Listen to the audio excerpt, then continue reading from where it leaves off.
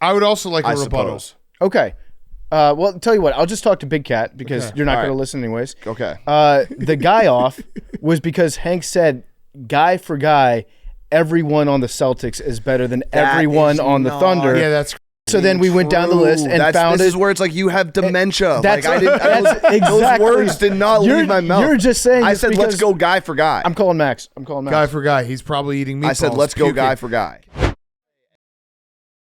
On today's Pardon My Take, we have a twofer for the people. We have our good friend Todd McShay on the show to break down the NFL draft.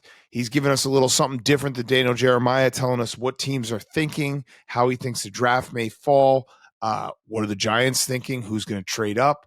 So great interview with him. And then we also have Packers head coach Matt LaFleur. We talked to him about draft strategy, draft war room, and maybe 10 straight minutes of us trying to explain the Rizzler to him, which there's no other podcast that's going to do that with one of the 32 head coaches in the NFL. We're going to talk NBA playoffs, NHL playoffs. We are starting on Zoom, going to talk the Tuesday night games. Then we're going to talk the Monday night games back in studio together. We have Hot Seat, Cool Throne. We have listener-submitted FAQs, and it's all brought to you by our friends at DraftKings. It's the best time to be a basketball fan. All the thrills and playoff drama done sitting on the sideline and ready to win some real cash. Check out Pick 6 from DraftKings when it comes to basketball payouts. DraftKings Pick 6 posterizes a competition, including prize picks. When you hit all your picks, you'll score higher minimum payouts on Pick 6 and flex plays on prize picks. And best of all, you'll win even more cash if you outscore the competition.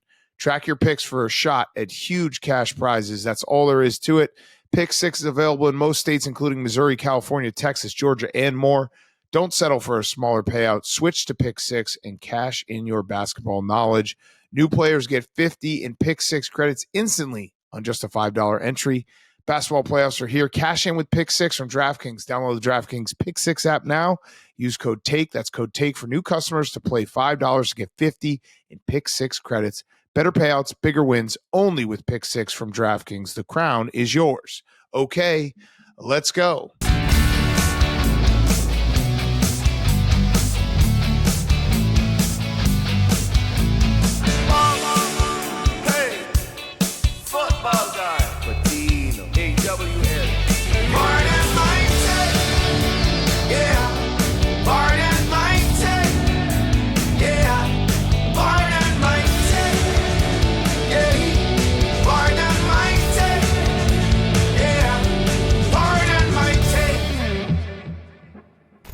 Welcome to Pardon My Take, presented by DraftKings. Basketball playoffs are here. Cash in with Pick 6 from DraftKings. Download the DraftKings Pick 6 app now. Use code TAKE. That's code TAKE for new customers to play $5, get 50 in Pick 6 credits. Better payouts, bigger wins, only with Pick 6 from DraftKings. The crown is yours. Today is Wednesday, April 23rd. And PFT, we had a not-so-great night of playoff hoops and hockey. Well, we had an overtime game in hockey. Yeah, we did have a great Monday night, which we'll get to back in studio, but we also have a sick boy in the corner. We do. Max is sick. If you're watching on YouTube, this is the coziest part of my take ever. If you're just looking at Max, you do look like you're snuggled up, which is adorable. I have an immediate take about the NBA, and I think Hank might actually agree with me on this one. Oh, I like this. Can we just stop with the Eastern Conference playoffs? Can we just not do them? Because what's happening is every team is just kind of getting fattened up to get eaten by the Celtics in a delicious snack. Like, that's what's going to happen. I'm actually being serious. This is a reversal? No. Listen, I say that we should respect the Thunder, and I would like for Hank to show a little humility, but that's just because, like, I can't stand when he's cocky and right about something at the same time. And he should respect the Cavs, or at least pretend to respect them. But the East is just get it out of my face. The East, there's no point in watching these games in the East because all these teams. What about the Cavs, dude? The Cavs have a solid team. The Magic could be good one day. The Cavs could be a contender, but I don't think that they're a contender right now. I think that they're a very good team that is going to struggle against superior talent and coaching on the Celtics. But the East in general, I don't want to watch any more Eastern Conference playoff games. I don't. Okay, so I mean the What about Pistons, the Knicks, dude? Yeah, the Pistons Knicks was a great game on Monday night. Which again, so the schedule here is we're taping a little out of order. We're gonna get to the Pistons Knicks. We're gonna get to the Clippers Nuggets, OV, all that stuff back in studio after we finish the Zoom portion. I think the Pacers are good. I do. I know. Obviously, I don't know. They're probably not going to beat the Celtics. They probably won't beat the Cavs. I think the Pacers are good. Like that, I think they have a ton of shooting. They play a fast pace. Like Nembhard tonight was not only that big three, which was so sick when he was basically a snake charmer. He put Giannis into a trance and then slowly backed up and hit that three in his face. But he also put Dame in hell. And I know Dame was coming back from being off for a long time. Shout out Doc Rivers for playing him 37 minutes. It's so funny. But the Pacers are fun. You make a good point about what Doc Rivers did tonight. It's ironic for his name to be Doc and for him to be like, hey, this guy has blood clots. He hasn't been allowed to exercise, not just play basketball. He has not been allowed to exercise. And you know what? He's back for the first night. Yeah, we'll give him a full run. We'll play his way back into shape. Well, so the good news for Doc Rivers is he can't blow a 3-1 lead. So that's off the table now. No, but Big Cat, you're being the fake news media right now. We should be talking about how good of a job he did building those 3-1 leads. That's true. This is a major, major fail on his part to not even get there. I also am wondering when the Bucks are going to get some help for Bobby Portis because he was awesome tonight. But yeah, this was all right. So I do want to talk about the Pacers, but this was about the worst day you could have as a Bucks fan because Dame comes back. You're like, all right, maybe this will be different. You don't win. You cut it close because the Pacers kind of played with their food, but it didn't. I mean, the Pacers were winning the entire game.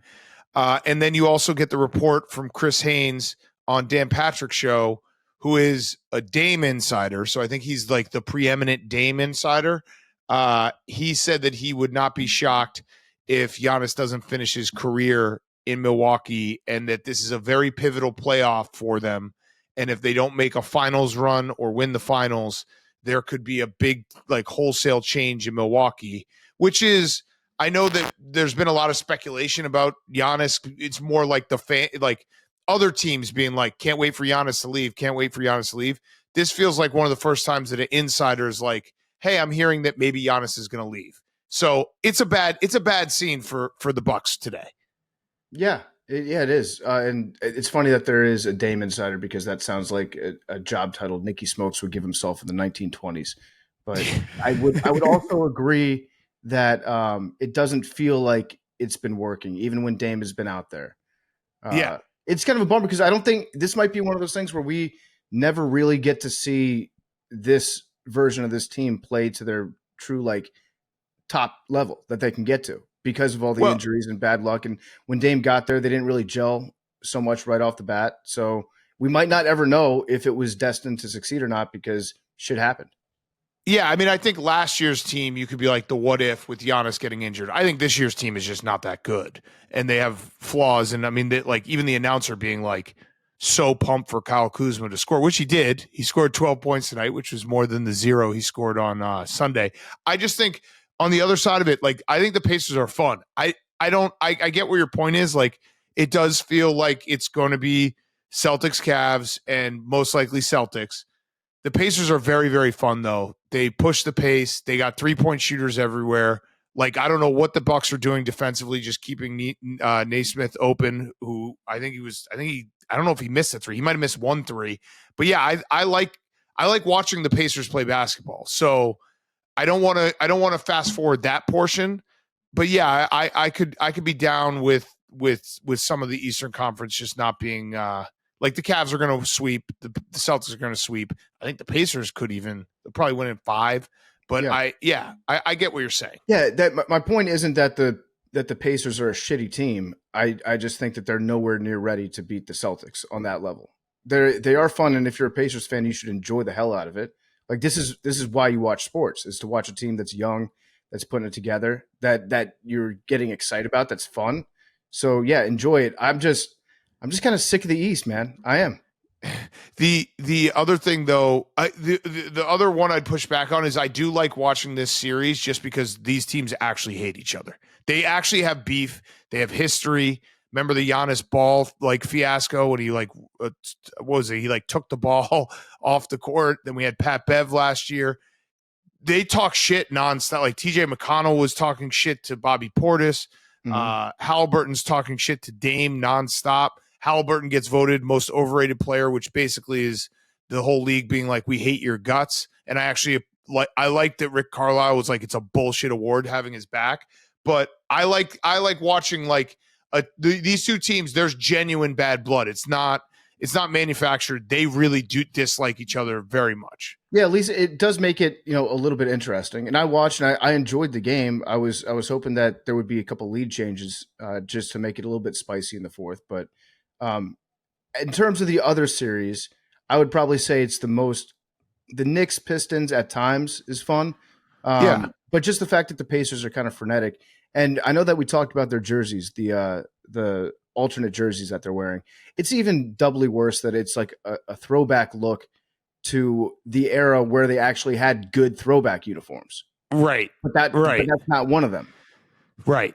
It makes no sense. It makes no sense. Hank, what's going through your head right now? Do you think that PFT is using a different tactic on you? No, I think he's being honest. I think I think he's seen the light. I think the Cavs, he's being a little disrespectful to the Cavs. They're the 1 seed. But I see where he's coming from. Yeah. I am actually being honest. I'm not playing any games with Hank. It works out that I might be fucking with him a little bit, but it's not intentional. I'm serious.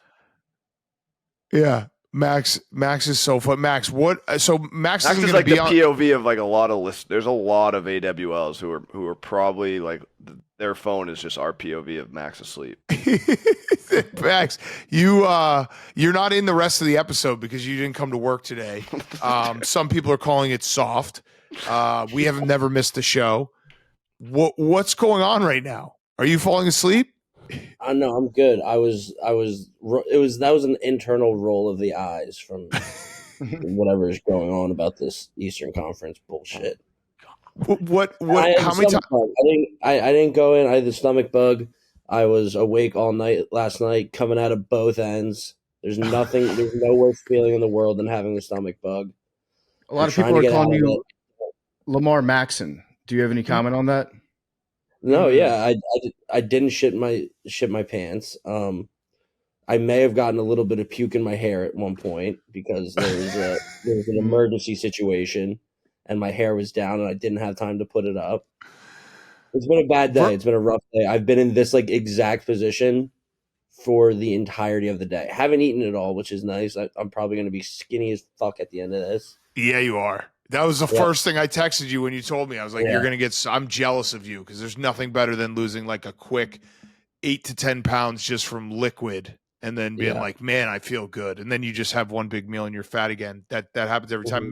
Memes. LeBron might have just got murdered, guys. Yeah, I think he's dead. I don't know if he's ever going to recover from this. Oh, no. Let's see how bad it was. Oh, no. Let's see. Is LeBron okay? He's down. Oh, no. What happened? Did he actually get hit? I think a pinky might have hit his eye. Oh, he did actually get hit in the eye. He'll probably be down for another 5 minutes. Oh, Julius Randle cut. That was, I don't know if that was dirty, but it did look a little extra. Oh, he's up. He's okay. Verbal meme, the handshakes, Max and Joel Embiid not showing up in the playoffs. That's a good one. Mm-hmm. I like it. Max, Make why did you roll your eyes internally? What does an internal eye roll even mean? I closed my eyes and was rolling them inside of my eye. Inside of your head. Wait, what do you disagree with? Can you even do that? I don't even remember what we were talking about. Okay. Max, what happened with the portal today? Villanova, whatever. Okay, that was your portal update. All right, the Grizzlies, the one series that we can all agree is just needs to be over is the Grizzlies Thunder. This is men versus boys. The Thunder's defense is so fucking good. They had Chet Holmgren out there blocking shots when they're up 20 with like 40 seconds left just because he could.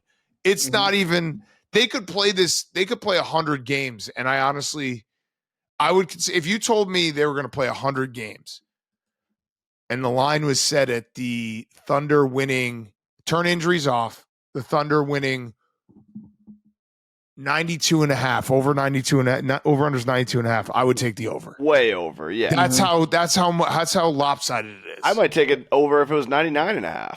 Yeah. You would say 100 times out of 100? Yeah. Well, now you're leaving yourself open. If for some reason the Grizzlies win one game, you're wrong. No, I think not against this Thunder team. Not against this Thunder team. You know what? I think it's 98.5, and I'm going to take the over. Yeah, it's just it's not a real series. They need to just move on with it. By the way, did you see? Because we are big ratings guys. Did you see the NBA had its highest ratings in 25 years? For opening weekend of playoffs. What was the biggest game? I didn't see what the biggest game was. Was it Celtics Magic? I don't know. I'm always interested in that part of it. That was good. Sounds like it was Celtics Magic. I just saw that it was up. I didn't realize. Okay, so are you confirming it was Celtics Magic? I think I saw that earlier, but the ratings in general, that's great. It's great for the league. Yeah. All right, and should we? I don't really know. I feel like the Thunder. Listen, I like watching this Thunder team. Alex Caruso, by the way, our guy, just a menace. He was everywhere tonight. He just was in every single play, just rebounding, just a pest. The Thunder are like, we should just tell everyone right now we're not going to talk about the Thunder or Grizzlies until the next round. Like, let's just close this series out. Let's just say it's over, right? Yeah, I would agree with that. Let's just fast forward to the finals. It's Celtics Thunder. Like there's no other way. Okay. I just wanted to get it clear because I didn't want Thunder fans to be like, why aren't you talking about this? We're already putting you in the next round. That's how good you guys are. You're in the next round. We will discuss when you get to your next round. Big Cat, did you hear that the Thunder put you on the Jumbotron tonight? What? Saying wear the shirt. Oh, really? Do you have the clip? Yeah. I don't have a clip of it. Somebody just tweeted at me and said Big Cat was just on the Jumbotron before the game telling fans to put the shirt on. And our guy, the shirt guy, was sticking out. He was like neon colored tonight, not wearing the shirt. Hartenstein threw the shirt on him and was like, put it on, and he didn't put it on. Crazy. I need that clip. If anyone from the Thunder is listening, I need the Jumbotron clip. That's awesome. I'm fully supportive of the Thunder. I've said it before. Alex Caruso and Lou Dort are like probably two of my top 10 favorite players in the NBA. So I want to hear the Thunder fans' explanation for why. I want to hear his reasoning behind it because he might have a good reason. I don't know. We still might get him on. I don't know. We got to figure that out. All right. The Lakers are going to win this game, right? There's 3 minutes left. Oh, they just showed A-Rod. Let's talk hockey, and then we'll see what happens at the end of this game. Leafs team of destiny? It feels like they might be.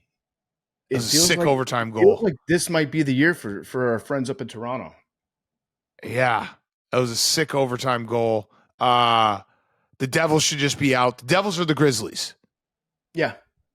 Same thing. Just go to the next round, Hurricanes.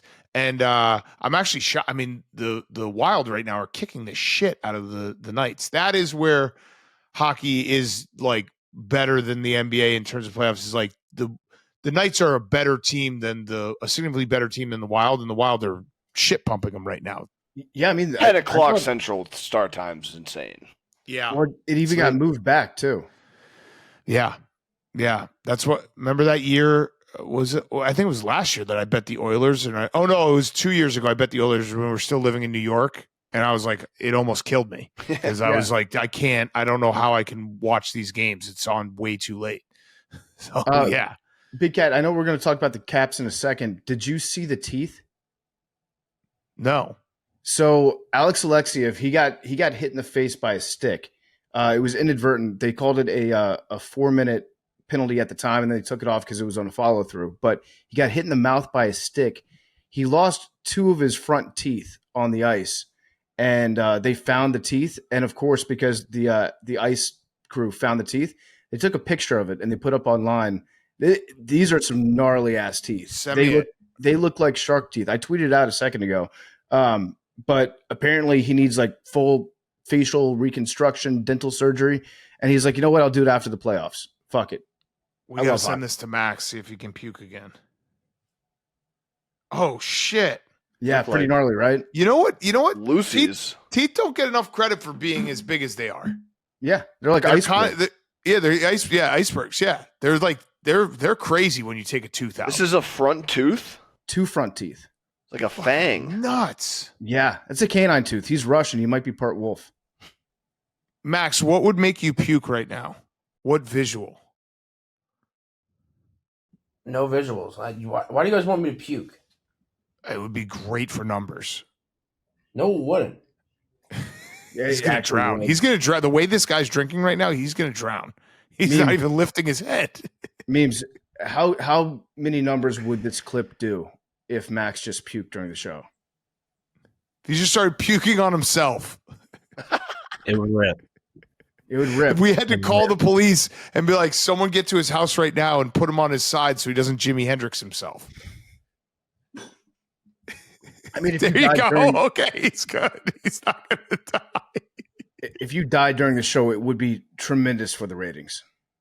Incredible. That would be true. Oh man. All right. Do we have anything else? I know this has nothing to do with the NBA or NHL. Oh, I have 2 topics that don't.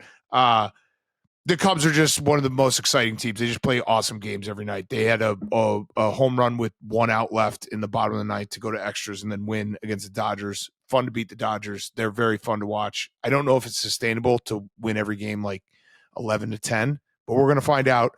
And then we should say the Pope passed away on Monday after we recorded on Sunday night. And we as officially as a podcast, are we all down to officially endorse Pizza Balla? I think that should be our pick. Well, I like him, but again, I go back to the fact that having a fat Pope would be great for the vibes. It would, but I would love to see a fat Pope. Pier Battista Pizza Balla. Yeah, it's a good name. That is his name. But Big Cat, that's short-sighted because when you become Pope, you take on a new Pope name.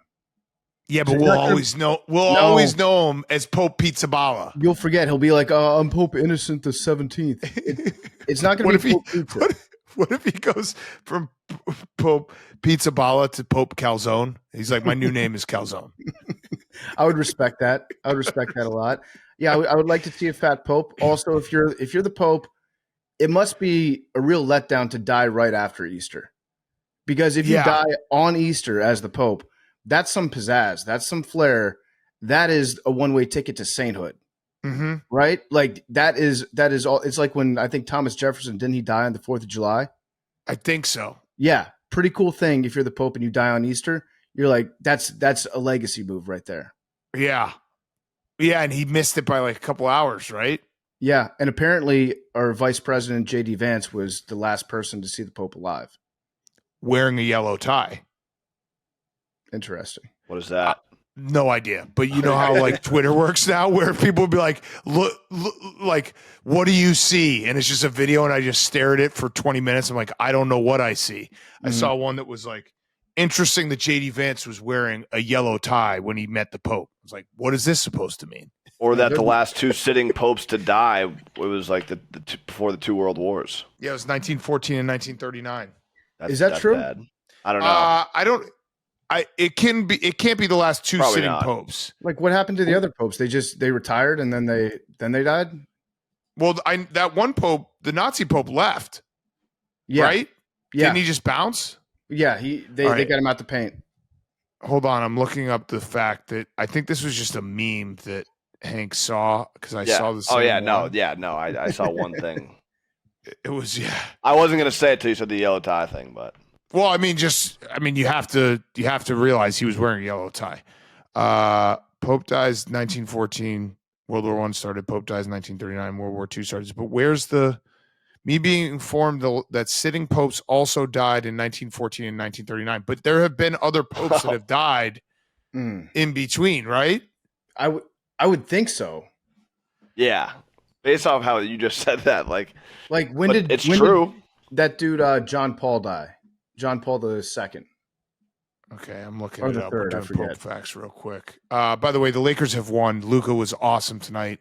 The West does feel like outside of the Grizzlies Thunder series, it's going to be a war. Those other three series, and it's going to be great. And it felt like this is like the losing game one at home. That's why I'm going to take here's a free pick for everyone. DraftKings. I'm going to take the Rockets. I'm going to take the Rockets tonight because if you lose game one at home, and you're an equal team, I think you're probably going to win game two at home because you have a little more of a little more drive. Mm-hmm. I feel like there's something mentally where if you win game one on the road, you're not that they're not going to try the Warriors, but mission accomplished. Yeah, like that's what you say at the beginning of every 2 games. Yeah, we got to get a split. Yeah. Right. Steal home court. Also, if you're the Rockets, game two kind of feels like a game 7. Yeah, agreed. All right, so John Paul II, he died in 2005. So was he not the Pope then when he died? Recession. I don't know. John Paul I died in 1978. So I feel like popes die a decent amount because they don't when they make the popes, they always, it's never like a young pope. No, you got to be old. I feel like you have to be. That's a Netflix show. In your 50s. Oh, that's true. Is it actually? Oh, yeah, it is actually. All right. Any other thoughts on the? I think the Lakers Wolves is going to be a 6 or 7 game series, and I expected the Lakers to win tonight, and I expected what we saw. I mean, Luka is the best player on the court when he wants to be, and LeBron is still really, really good. I mean, he went for 21, 11, and 7. Like if they can get a little bit from Rui, they got Austin Reeves, and that's enough. Mm-hmm. I do have a Monday reading. That's okay. Okay. It's a tweet from Kanye West. Oh no, I'm not going to do that. I'm not going to do it. But the thought did cross my mind when I saw it. Like, I already put something in the drafts for a banger week 1. How are you getting ready for NFL Sunday with the Falcons' Cousins Penix? He might not be on them. You might not be on it. For PFTs, keep him, Atlanta. Keep him. Come on, do the right thing. All right, we're going to kick it to ourselves where we're going to talk Monday night's games, which were a lot more exciting. And then we have Todd McShay on the show. We have Matt LaFleur. I said it at the opening of the show, but you will not find another podcast or media entity that will spend 10 of the 30 minutes interviewing an NFL head coach trying to explain to him who the Rizzler is. That's a guarantee. That is where it devolved with Matt LaFleur. And then we'll finish with listener FAQs. And hopefully Max will be back in studio on Thursday for the NFL draft. Yep. I'll be back Thursday. Not coming in tomorrow, but I'll be back Thursday. Okay, we're back in studio. We're going to talk a little Monday night games. We're going to start with the Knicks and the Pistons. I want to start with the Pistons, PFT, and congratulate Pistons fans. They had a 15-game losing streak in the playoffs. They had not won a playoff game in 17 years. May 2008. May 2008. It is, I know that obviously the series is only 1-1. And, there's a lot of basketball left in this series, and they're probably not going to win the title this year. But you got to celebrate these moments because Cade Cunningham was phenomenal, and he's a real dude. And that was like the moment where it's like, hey, this is all last year. Remember, this team last year lost 28 games in a row. Mm-hmm. They lost 28 games in a row. They started the season last year 2-1. They went 2-29 to 2-29 to 3-36. They finished last season with 14 wins. They are now they won 44 games this year. They're in the playoffs. They just took a young team with a young star in Cade Cunningham into Madison Square Garden and almost won both games, but decisively won game, not decisively, but they won game 2. This is something that Pistons fans should enjoy and revel in and be like, yes, like it is now trending towards the right way. All of Detroit sports, by the way, besides the Red Wings, like think about it. The Lions have been bad forever. They've obviously the last few years have been really good. The Tigers were bad for a really long time. They've been good, and now the Pistons. And Michigan football beat Ohio State. Yeah, so that's good too. It's cool for Pistons fans. That's a moment that you're like, hey, the monkey's off our back. I mean, that's a crazy losing streak. I think it was the longest losing streak in NBA history. Yeah, so that 2007-2008 Pistons team, that was like the end of the bad boy era, the bad boy part 2 era. I think they won their first game, then got gentlemen swept. Yeah, so that was. I think that was the 23 points in the fourth quarter. LeBron. That's when LeBron killed him. Yeah. Yeah, so that was, I think it was Rasheed, Chauncey, Rip, and Tayshaun. I don't think Ben Wallace was on that Ben Wallace team. came to the Bulls. Yeah. Put a big but that's how long it's been. up. Yeah. Yeah, it's crazy. So I'm happy for Pistons fans that they get this moment. Especially, we saw it last year when you're a smaller market going up against the Knicks in the playoffs. The story's going to be about the Knicks. They went in there, won that game. Let's see what I think they had won since their last series win. Okay, so they won. So that year they had won 2 series, and then they lost in the conference finals to Cavs? LeBron, and then that was it. Yeah. Oh no, they lost in the conference finals to the Celtics. So I think LeBron was earlier than that. That was a great series, though, when it was like LeBron and then nobody against the Pistons. Yeah, but I'm happy for Pistons fans. Cade Cunningham is awesome, 33-12. He was great. Tobias Harris has been great. Dennis Schroeder was like that 3 that he made, because that felt like the Pistons were going to lose that game in a similar fashion to the game 1, where it's like they played really well for 3 quarters and they just couldn't hold on to it. They couldn't hit a shot for like 3 minutes, and then Schroeder hits that shot, and he was like a very calming. He's a veteran. He's been on a million teams, but he's seen some of these moments. Bet on himself. And it was cool. And B-Ball Paul. Shout out B-Ball Paul. Our guy B-Ball Paul had a nice putback. He had 6 points. So the Pistons, they're fun. The end of this game was very, very close at the end. And that Schroeder 3 made all the difference. And then watching, I didn't watch all the game because my eyes were mostly focused on the Caps. But watching the highlights of this game, they showed Jalen Brunson highlights from the game. I don't think you can call them highlights. Yeah. What they showed from that game was like 4 different plays where he does the insurance fraud. Yeah. Where he's in front of you in traffic, slams on the brakes, you're like, what the hell? And then he's like, oh yeah, I got to file a claim. Sorry, you hit me. Yep. All right, so yeah, I have a take I was brewing last night that obviously I understand how this works. Knicks fans, you have to defend your guy. And Jalen Brunson's really good. Yeah. So Knicks fans, you can be like, you're an idiot, you don't know what you're talking about, fuck you, all of it. I understand how it works. I like Jalen Brunson as a player. I loved watching him at Villanova. He's a phenomenal basketball player. The foul baiting has gotten to a point where it's just hard to watch. And it's not just the foul baiting. And this part is less Jalen Brunson and more probably Tibbs, who I feel like big-time hot seat. This might be the end for him. The Knicks in this fourth quarter, they just go to straight iso ball, foul baiting. No one else touches the ball. Jalen Brunson just trying to score, and it's bad basketball to watch. So from what I've seen, Knicks fans, they tend to agree. In games that they lose. Yeah. In games that they win, they're like, well, it works. It's winning basketball. But when they lose, I think even they're like, come on, man. Let's have some watchable basketball. Right. And by the way, because I know I saw this, it is not just Jalen Brunson. SGA does it a lot. James Harden was the king of it. He invented it. Chris Paul. There are guys who do the foul baiting. And if you want to say, Jokic was flopping last night too. Yeah, and if you want to say, well, that's an officiating problem, I would agree with you. There was that 2-week stretch where they were like, hey, we're going to stop letting guys jump into another guy and not even try to attempt a shot. Mm-hmm. They called it for 2 weeks and they stopped calling it. If they started calling those again, I think it would probably fix itself. But as it stands right now, I do not enjoy watching Jalen Brunson play basketball, and that's just a personal opinion of mine. It doesn't mean that he's not a good player. He's a phenomenal player. I just don't like watching it because it's not fun, and it's him isolation, doing the stop and start, kind of jumping into people, and it's not a great watch.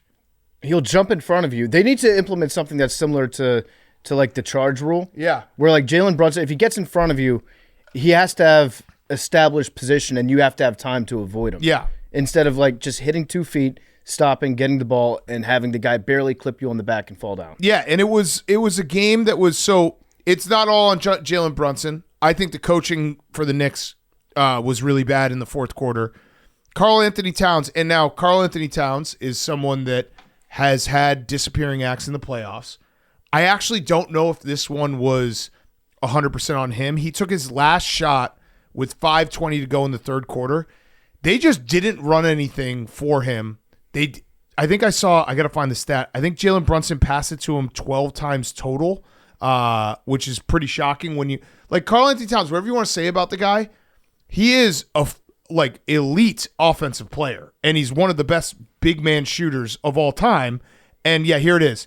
Over the first 2 games of the series, it's the first 2 games. Brunson has passed the ball to Towns a total of 12 times. 12 times. I don't understand how you're not running Jalen Brunson and Karl-Anthony Towns in pick and roll. And I know Karl-Anthony Towns has had moments where he's been soft or he hasn't pushed the action.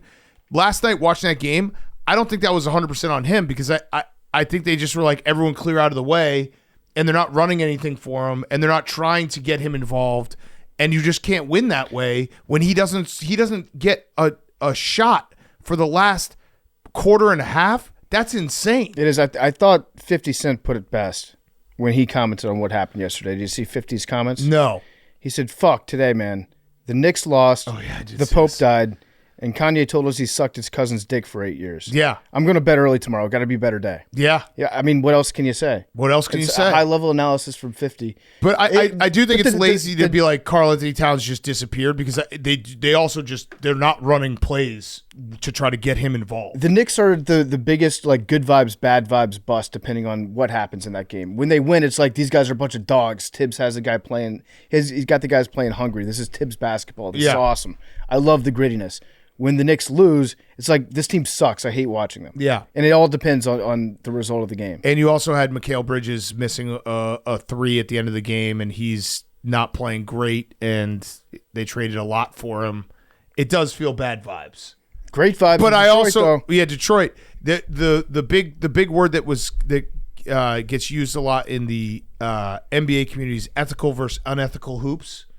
Cade Cunningham is an ethical hooper. Jalen Brunson is an unethical hooper. Okay. I'm not using that. I just think it's very funny that they've gotten to that level. We're getting into moral relativism when we're talking about how people are playing basketball. Here's newsflash. There's no such thing as moral relativism in sports. Correct. It's like, is it allowed? Did you score? If it's not, are you scoring, son? Yeah. If it's allowed by the rules, then you can do it. And if it's not, then you can still do it and try to get away with it. And if you don't get away with it, then it's bad. My big thing is, so like Cade Cunningham is, I'm not going to say he's an ethical hooper, but he tries to play through contact. He's going forcefully to the hoop. I always just judge it is a player trying to score or are they trying to get fouled? And when it leans more to trying to get fouled, that's just not basketball I want to watch. It just sucks to watch. Yeah, right. We're not going to talk about altruism. It's balltruism. He's a balltruistic player. I do. You know what? Obviously that's a ridiculous take to make to start putting labels on ethical or not. It's unethical hoops. Players. That's what people are saying. But the more I think about it, the more I kind of agree. Like he's playing the game the way that it's meant to be played. Right. This is how I know I'm getting old. Yes. Where I'm like, yeah, you know what? That's when Dr. James Naismith nailed up the peach basket. He was thinking about Cade Cunningham. Yeah. He wasn't thinking about Chris Paul. Yeah. Yeah. You're absolutely right. Cade Cunningham was he was envisioning that. Yeah, one day there'll be a young hooper from Oklahoma. One day the Pistons will be on a 17-year drought in the playoffs. Well, at the time, and Cade Cunningham will come and be the savior. You would have been like, wait, what are Pistons? Yeah. Those don't exist. That's true. Yeah. That's a good point. Now, Knickerbockers, they existed. When was the car invented? When was the piston invented? 1880. Are you just making that up? Is it a guess? That's a guess. That's a guess. When was the car invented? The piston invented. 1902. Maybe the first cars didn't have pistons. 1886. Good job, Hank. I don't know. Yeah, if there were pistons in them. I don't know. What the fastest horses? That's what he would have envisioned. Can you Google when pistons were invented? I just invented when was the piston invented, and it says that the jet for the Winnipeg is an F-15 Eagle. So this is all fucked up. Okay, so James Naismith invented basketball in 1891, so that was after the car. So he could have maybe. Yeah, internal combustion. I don't know. Not car guys. Yeah, not car guys. We're jet guys. Mm-hmm. All right. Hank, do you agree with the Jalen Brunson thing? Yeah. Max is not here. He's sick.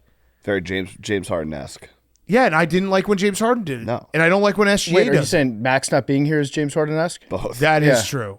Yeah, like it's not just him. I'm not just picking on him. When SGA does it, I don't like it. It's lame. But Jalen Brunson also does things that you watch and you enjoy. Of course, his mid-range game. Yeah. He's It's so like clutch. Max isn't here, but it's like Embiid too. It's like when they get addicted to foul baiting, and it takes away from their skill. It's like a kid in school that tattles early on. They get their way. They learn that they can have the teacher punish the kids they don't like, and then later, 3 years later, they're just a jerk. They have the ability to blow by someone, but rather than just finish, they're Right. like, let me wait for someone to come behind Jimmy me. Butler and then- does it sometimes, where it's like you're not trying to score, you're just trying to get fouled.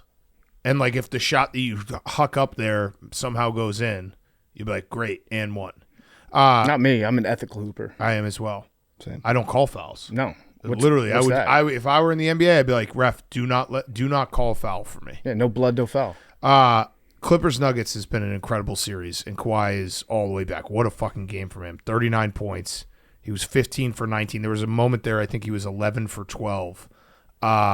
This series just rocks. Yeah, I said on, I think, Monday's show, like, if you watched the way that Kawhi just looked on the court, the way he was asserting himself, this guy is just 100% healthy now. I think he just refuses to play unless he's 110%, unless he's feeling like the best he's ever felt in his life. So with Kawhi, if he's on your team, you're either going to get like the best player in the NBA, one of them, all around, or you're going to get a guy that's just going to disappear for 6 months. Yeah, but so when we were talking about it on Monday, I thought game one he had the look of it, but he didn't assert himself the way that like Kawhi can assert himself and take over a game. He did that in game two. Yeah, He's like, I'm the guy, and it's me, and there's nothing you can do about it. And he's got that ability where it's not even like stuff they're drawing up necessarily. It's just that he's got a one-on-one matchup, and you can't stop his mid-range game and his moves. And he's just too strong and too fast, too tall. Like he's so good. I have a question for you, Big Cat. Is Russell Westbrook contagious?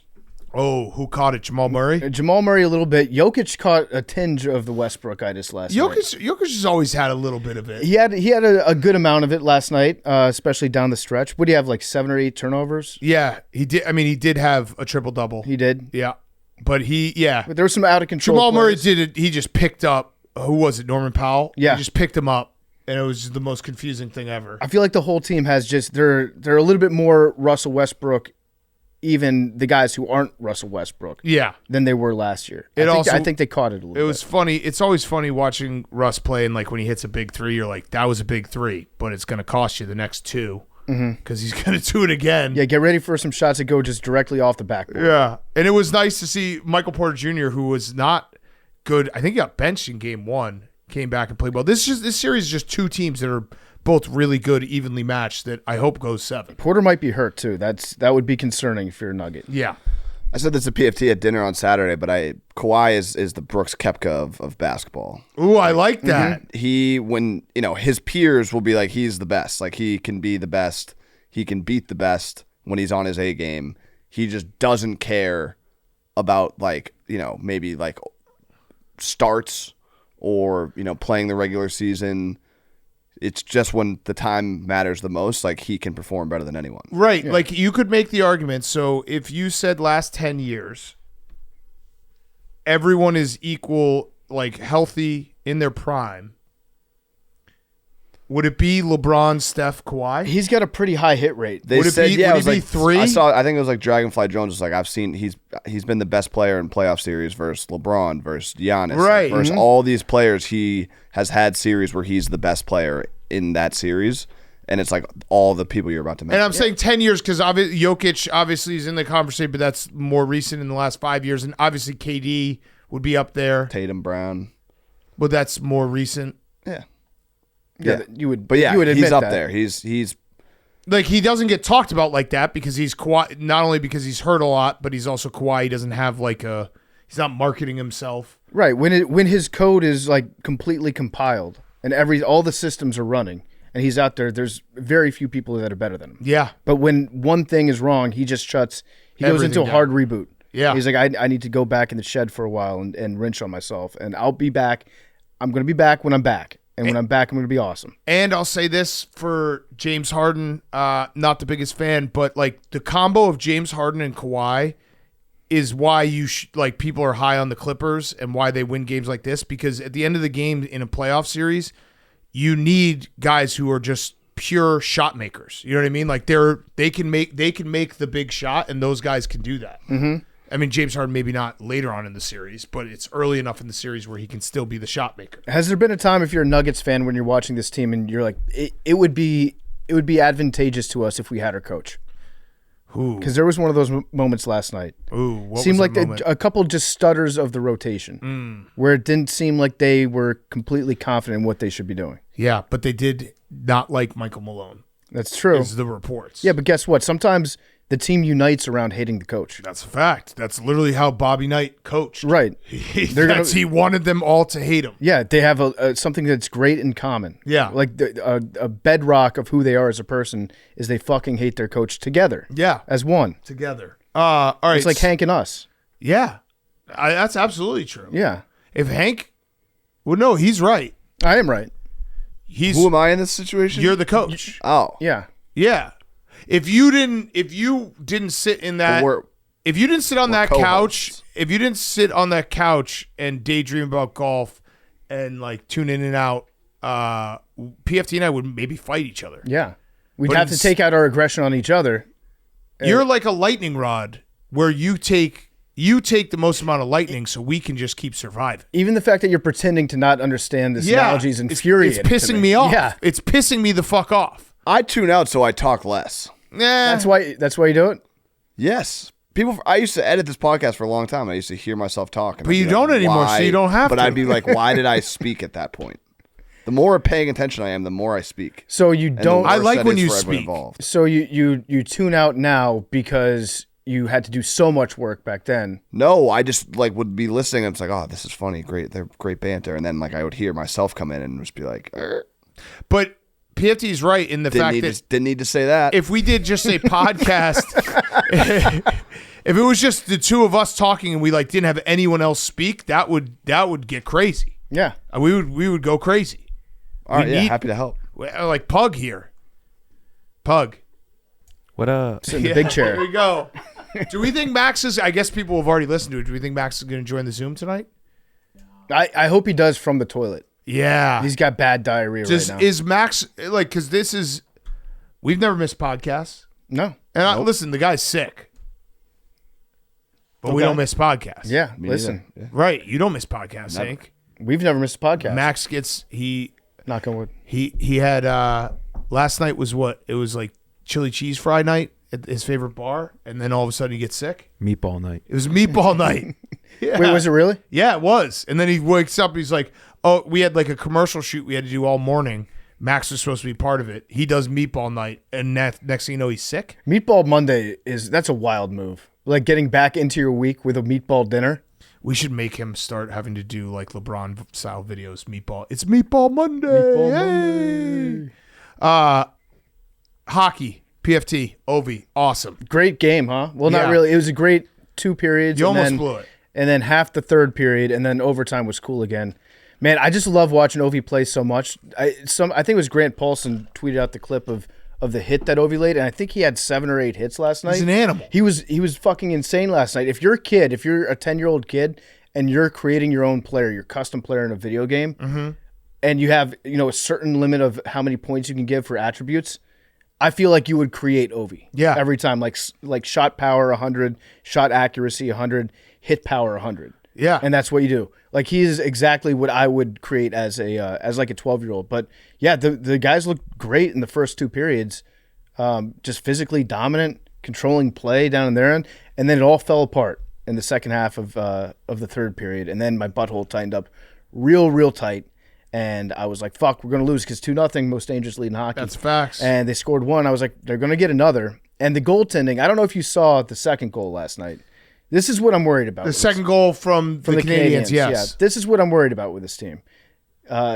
Lindgren was standing a full crease outside of his own crease at one point, just leaving the goal wide open. That concerns me a little bit. But overall, still feeling good about the Caps. I do like Ryan Leonard, too. Yeah. I like the rookie that they've got. He hasn't really scored much, but he's just out there looking to hit people. And he's got those young legs that you can see. Like, he's fresh. Yeah. So, yeah, fun game. It was also very funny that they put up the graphic that Ovi had never scored a playoff OT goal.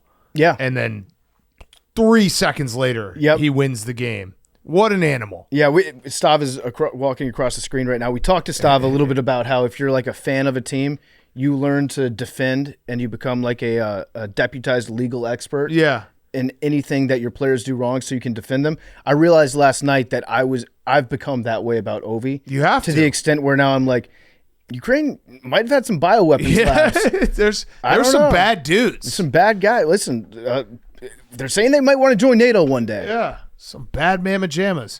And then, I mean, it was a great night. It was a great night in playoffs on Monday night. The Jets now have a commanding 2-0 lead. And then the Avalanche Stars game was awesome. The overtime was like they were just going full fucking tilt back and forth. There's nothing better than playoff overtime when you don't get a commercial and it's like no puck stoppage and you just have like 7 minutes straight of the boys just flying down the ice back and forth. I was going to say there's nothing better than overtime playoff hockey when you're not rooting for one of the two teams. That too. In the overtime playoff hockey. Yes. Because that sucks. Oh, you have Max's Twitter. Can you tweet that? Are we logged in? Can you tweet that? Should I tweet that? Yeah, tweet that. Pug's just going to tweet meatballs. Out. And then did you guys see the Kings Oilers game was very mean to the Oilers because the Oilers were down all game and they fought all the way back and they tied it 5-5 and then they gave up a goal with like 30 seconds left to lose the game. But the star of the night was the harmonica band that did the national anthem, which was, if you're LA, that was actually a really smart move because like what other way to get your opponent off their game than just throw the most LA thing at them? Well, I don't know. You're in LA, you might think like Fergie's coming out there. And then it's harmonicas. And then it's harmonicas. Then you've got, it was the Korean Harmonica Orchestra? Yes. I think all these ladies, they appear to be on the silver side of life. Yeah. But still very vibrant and youthful. I thought it was beautiful. Yeah. It was. I love watching our friend Ryan Whitney's tweets during Oilers games because he's just living and dying. And it was actually really cruel what happened because they were down 5-3 and the game was over and they scored 2 goals in like 30 seconds to tie it 5-5 and then the Kings just came back and won it with less than a minute left. This one was quite literally like I felt this was directly to me, or it felt like this was like a directly personal experience. I feel like I just dipped for the first time on the Gravitron at the carnival. Mm-hmm. Yeah. Like Dizzy there's a town everywhere. carnival in Situate Harbor every year. And the Gravitron, it's like in the summer and that was I think the first time I dipped was that's where in most the summer people do, at the carnival. Yeah. You go inside and there's no parents around. Does everybody have a Gravitron? Because I had a Gravitron too. Gravitron, yeah. Is it the same Gravitron that just goes around the country, or are there multiple Gravitron? And the first time you dip is just Puke City. Yeah. What was it? I had braces too. I'm trying to remember. That's why I stopped. I dipped twice and puked. A Grizzly. Very bad. Grizzly. Mine was Grizzly wintergreen. Kodiak grape. Mine was Copenhagen. Ooh. Copenhagen. Ooh, fancy That's boy. Hard. Copenhagen. That's hard body. It's hard body. It was at a varsity football game. I was in 8th grade, and everyone puked. And then we're like, I can't wait to do this again. Yeah. That rocked. My head is buzzing. We should get a Gravitron for the office. I'm down. Yeah, let's do it. How much do you think a Gravitron costs? I'm going to guess. Pug is really 15K. way better at this. I think it's more. I think it's like $129,000. Pug is way better at this than Max. Googling stuff. I think some of the things you said to me might apply to some other people too. What do you mean? Oh, Max being the lightning rod? That. Well, no, he's like the smaller lightning rod that you pass your lightning off to him. Wait, Max is the smaller one? Yeah. It's crazy that it happened Good that for way. Max. $48,000. I mean, let's get one. Bought. We need the soft serve machine first. We're just turning this into a state fair. I need the soft serve machine. Gonna Where have would we petting put zoo. it? Where do you want to put roof? it? On the roof? Rooftop Gravitron? Where do you want to put it? Okay, 45 passengers, Gravitron. I mean, we could probably rent one and put it in. We could do like a carny day. What do you do? What are you shaking your fucking head? Don't shake your fucking head. We don't have square footage for a fucking I'm saying Gravitron. What if we did a day where we did it in the parking lot?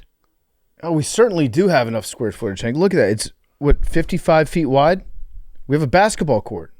Yeah, but we do like to play basketball on it. Once you get the Gravitron, it makes basketball a little bit harder. Yeah. But I mean, we use the basketball court for other things. Hank takes it over for putt-putt golf 2 weeks a year. Yeah, I do. Yeah, he does. So we could do this for like 3 days. Yeah. Do it for your little We do science fair, too. A Gravitron Cup. Yeah, we could. Who can stay on it long enough without puking? Yeah, marathon. And the person who stays on it long enough gets the Gravitron. I like They that. just got to figure out how to get it out of here. It's now officially yours now. Yeah, stay long enough. Okay, let's do some hot seat, cool throne, and then we'll get to our interviews. Hot seat, cool throne is brought to you by our friends at Body Armor. This segment is brought to you by Body Armor Sports Drink. Body Armor is real hydration with electrolytes, coconut water, and no artificial dyes, flavors, or sweeteners. With your favorite flavors like strawberry, banana, and orange mango, but in a brand new look you're going to love. It's time to rewrite your routine and get rid of the sports drink your grandparents drank.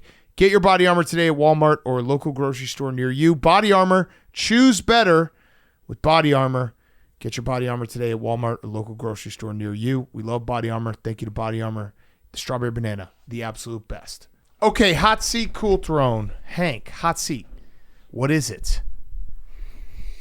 Give it to us, Hank. What's your hot seat? My hot seat, I didn't know whether I was thinking about switching up my hot seat and cool throne depending on how the wording goes, but I'll go with the hot seat. Tell us what you were thinking. Give us both and we'll tell you which one should go to which. Okay, my hot seat, my first one was PFT. Okay. Cool throne. That should be cool. Okay. And then my cool throne was going to be controversies surrounding ESPN personalities. Okay, so yeah, the hot seat, you're right. Go ahead. So hot seat is the cool throne.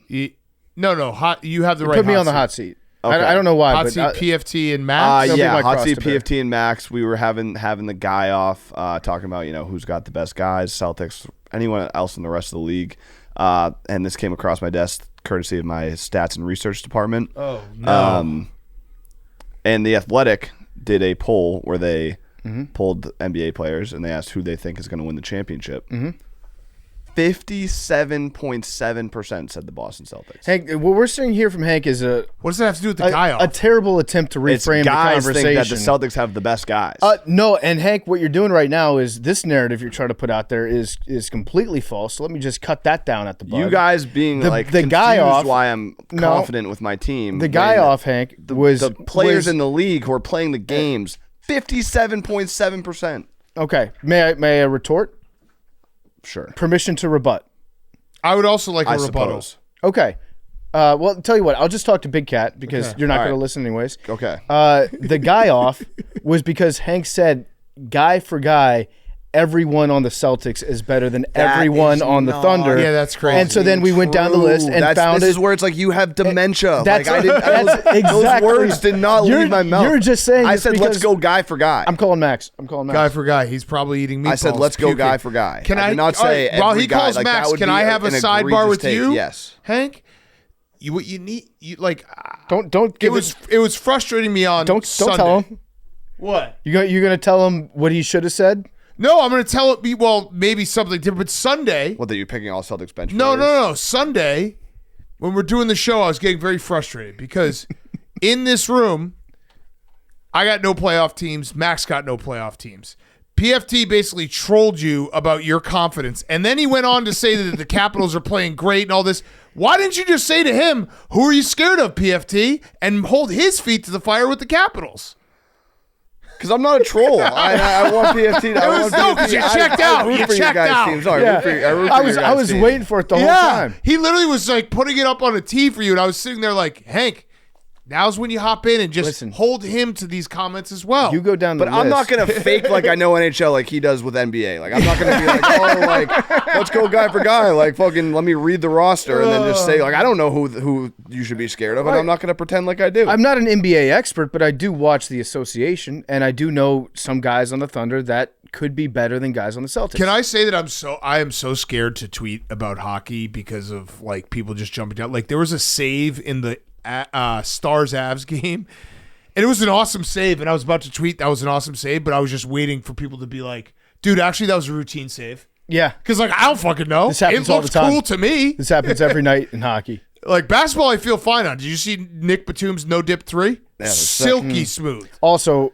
now that you bring it up, I've been thinking for the last hour since we taped the NHL recap that my mentions tomorrow are just going to be like, dude, you don't even know the difference between Charlie Lindgren and Logan Thompson, and that's going to be tough for me. How could you? That's going to be. How dare you? That's going to be a tough morning. How dare you? I was looking at a graphic from like TNT or one of the networks that posted the playoff schedules, and I looked at it for like 10 minutes, seeing where I was missing the Bruins. Hey Max, and that's how I found out they weren't in the playoffs.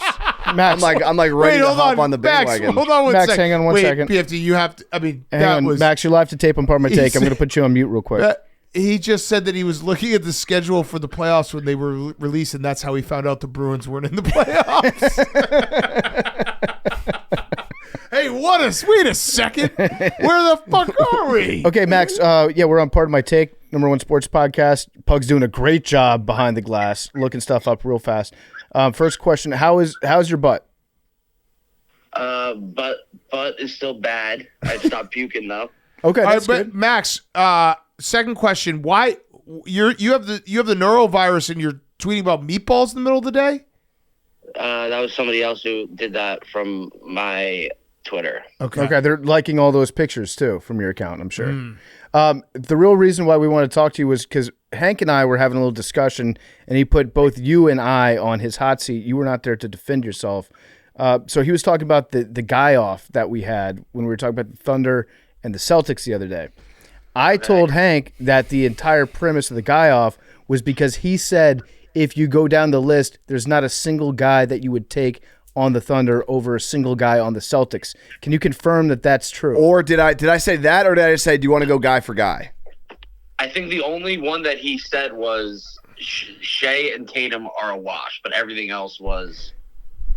But I didn't say the words. At the start of the conversation, it was Hank saying every guy on the Celtics. It was just is let's better go than guy every for guy on the Thunder. It was let's go guy for guy.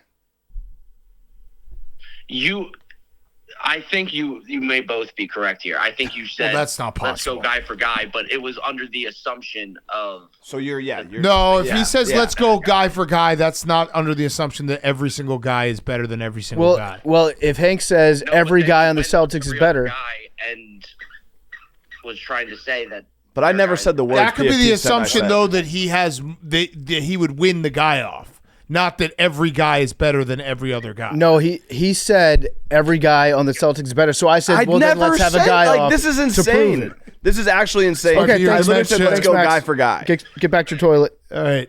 Bye. So where did we get here? Do we have? PFT's just lying. We didn't solve anything. I'm not lying. But again, if he's trolling you, just troll him back with the Capitals. Guess I'll have to figure out how to do that.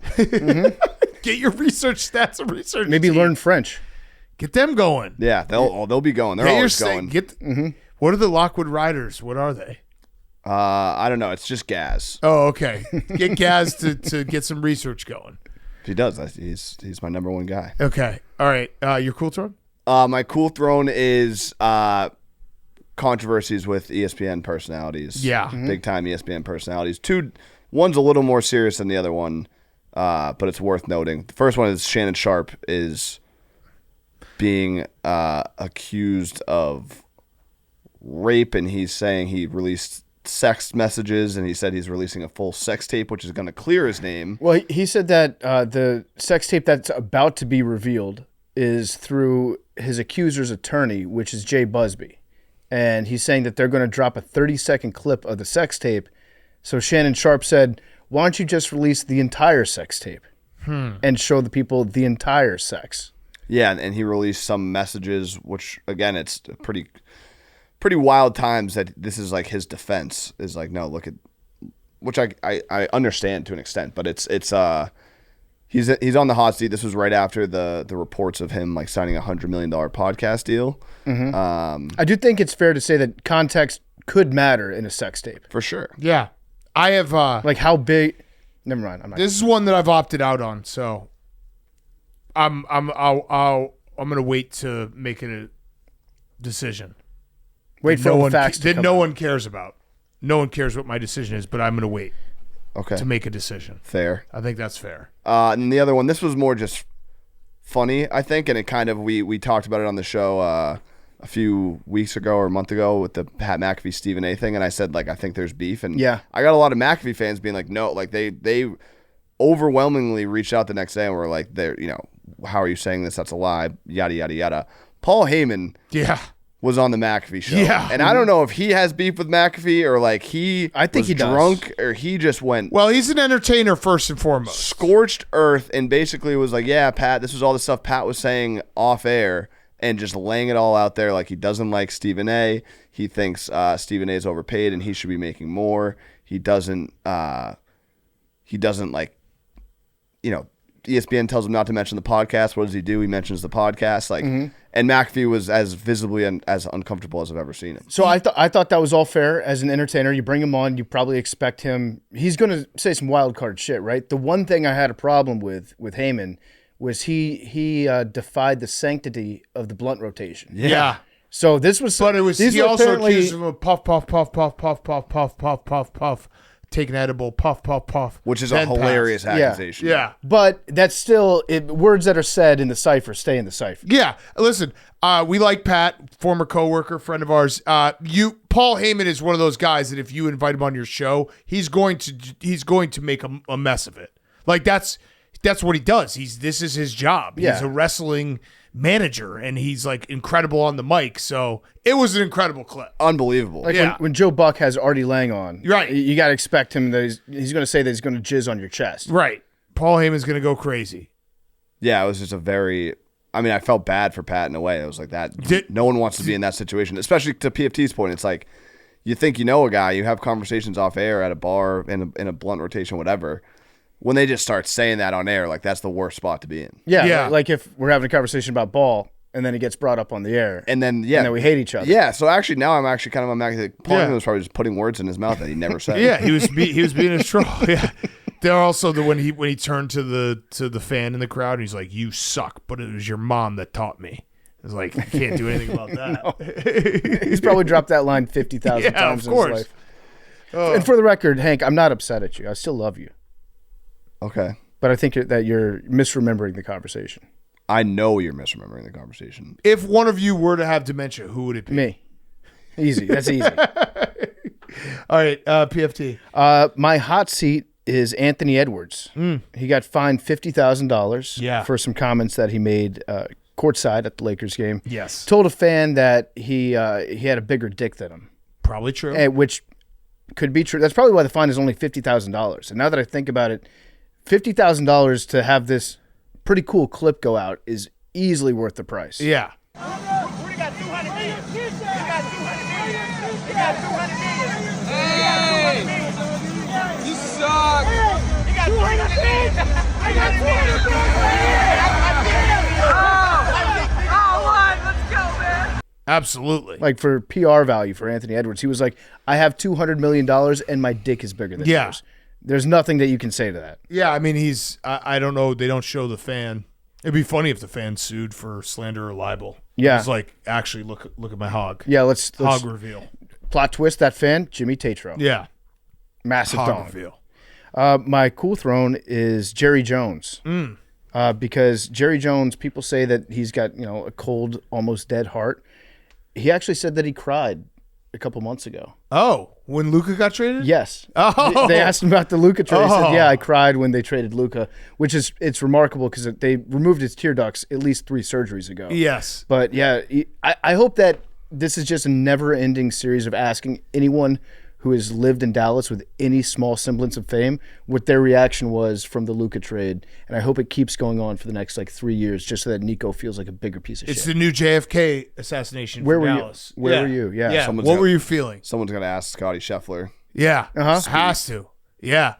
So that goes perfectly with my hot seat is Nico Harrison, because he did a press conference finally.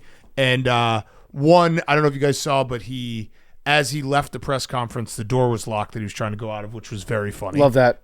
Just a total cell phone. And then, look at this. Watch this. He just he's like, well, that was can't get worse than that. That sucked. Well, at least I'm not in this room anymore. And he walks right up to the thing. He's like, oh shit, it's locked. And then he also said, he's never spoken ill of Luka at all. That's just a lie. Yeah, that's not true. That has to be a lie. And then he also said that he didn't understand how much the fans liked Luka. I don't know how that's possible. It's crazy. Charles Barkley did go on. He said he knew that they liked him, but he didn't know how much they loved him. Yeah. And now there's reports that the owner is pissed, being like, how did you not know how much they liked Luka? I was supposed to tell you that. It's a whole it's the best. It's obviously the worst for Mavs fans. It's the best, though, that Nico Harrison is just not getting off the hook. Mm-hmm. It's every fucking day. This trade happened 2.5 months ago, and every day there's a new story on how stupid he is. And like I said it on Sunday, I will make sure for the entirety of the playoffs, at least once a week on this show, I will just say, fuck Nico Harrison. He's a moron, and I'll keep doing that. But, I guess he's done with press conferences now. I hope not. Our goal is to never run away from the media. He literally did an entire press conference where he didn't let anyone record anything. Mm-hmm. I mean, all of his quotes are just so bad and so stupid. Yeah, what did 2.5 quarters one? Charles Barkley's like, you're my friend. I love you. Just shut the fuck up and take the L. Yeah. It's over. It's good advice. Yeah, he said, I consider you a friend of mine. Don't do any more press conferences. I don't even know what you're doing. I really don't. The war's over, brother. You taking the L. Smart advice. Did you see inside the NBA last night when Shaq shit himself? No. Oh, you didn't see that? No. So it was after the Clippers game, and they're doing their wrap up, and Shaq I was watching puck. In the middle of the conversation, he just gets up and trots off the stage. Yeah, watch this. Watch the run he does away from the stage. Go ahead, keep talking, Jeff. Oh yeah. I know what we're doing. That's norovirus. That's that olive oil you've been drinking. I know. Hey, take some matches with you. Yeah. So he just leaves for 6 minutes, comes back, and then he comes back and he goes, It was number one, Ernie. It was not. That was not number one. That was number two, Shaq. We know it.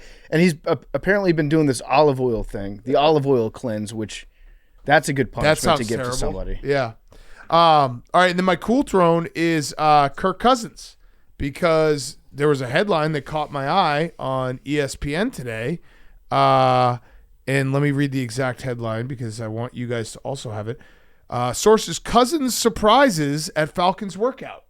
Surprise in that he showed up? Yes. Okay. Because I clicked on it and I was like, oh shit, Kirk Cousins looking good. And it was the whole story was just no one expected him to show up. His presence was a nice surprise. I mean, Kirk Cousins, if nothing, the man is professional. Yeah. He surprises at opening of Falcons voluntary workouts. He will attend voluntary team activities.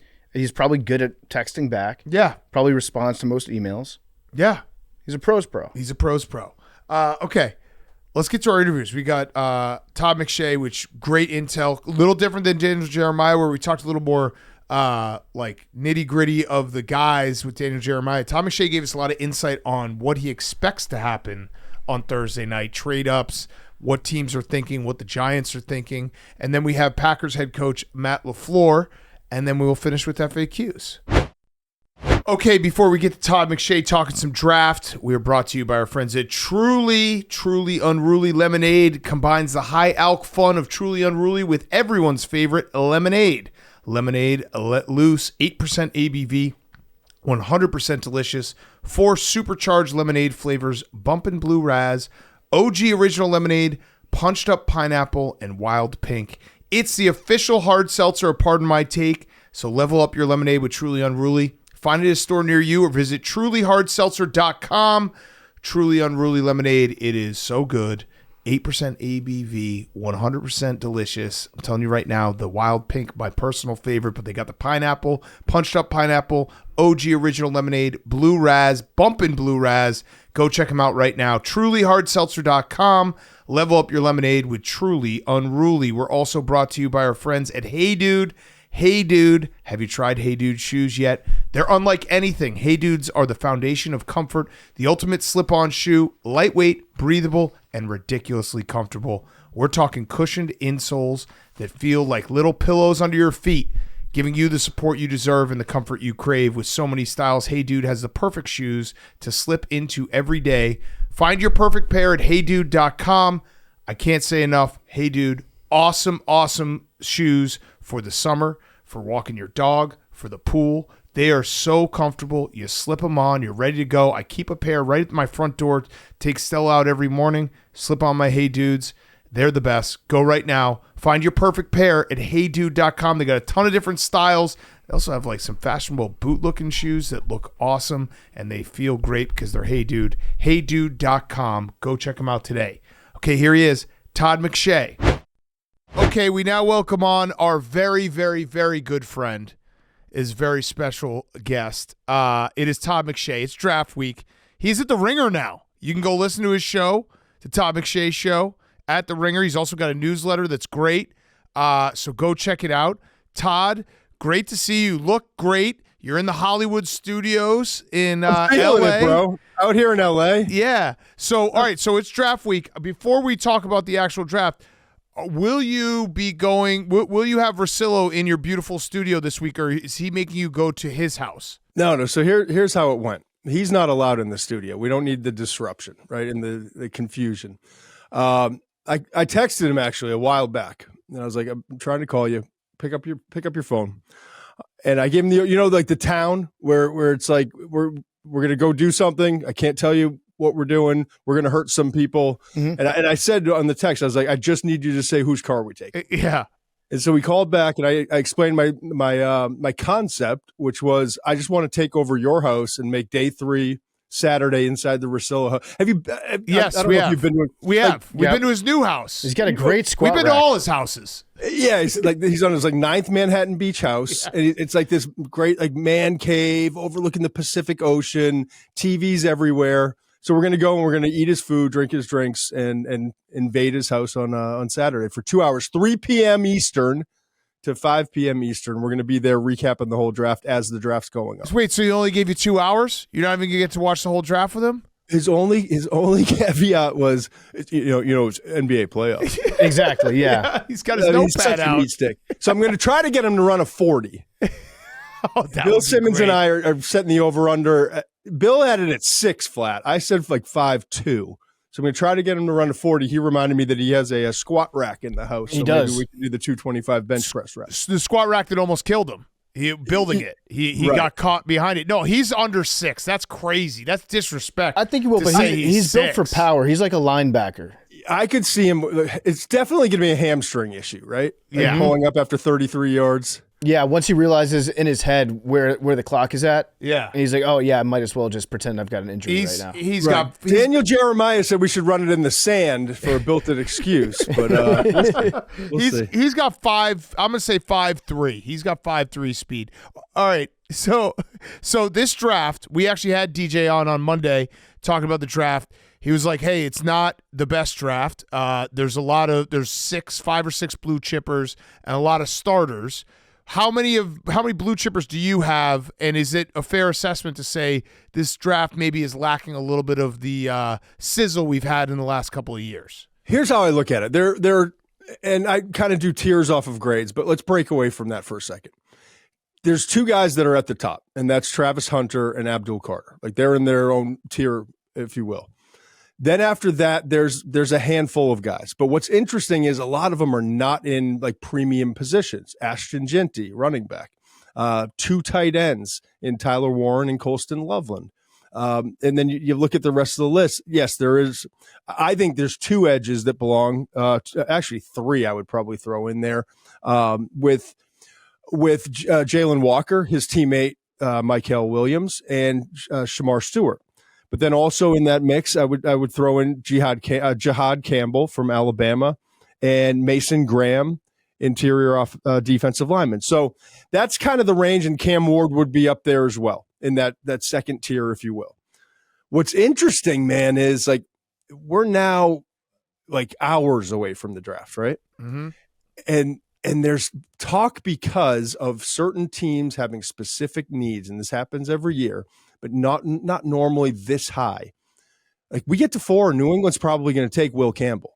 Will Campbell's the 4th or 5th best offensive lineman in last year's draft. Right. The information I'm getting as we get closer, it could be Ashton Ginty at 4 for Jacksonville. It's not going to be Mason Graham, the defensive tackle from Michigan.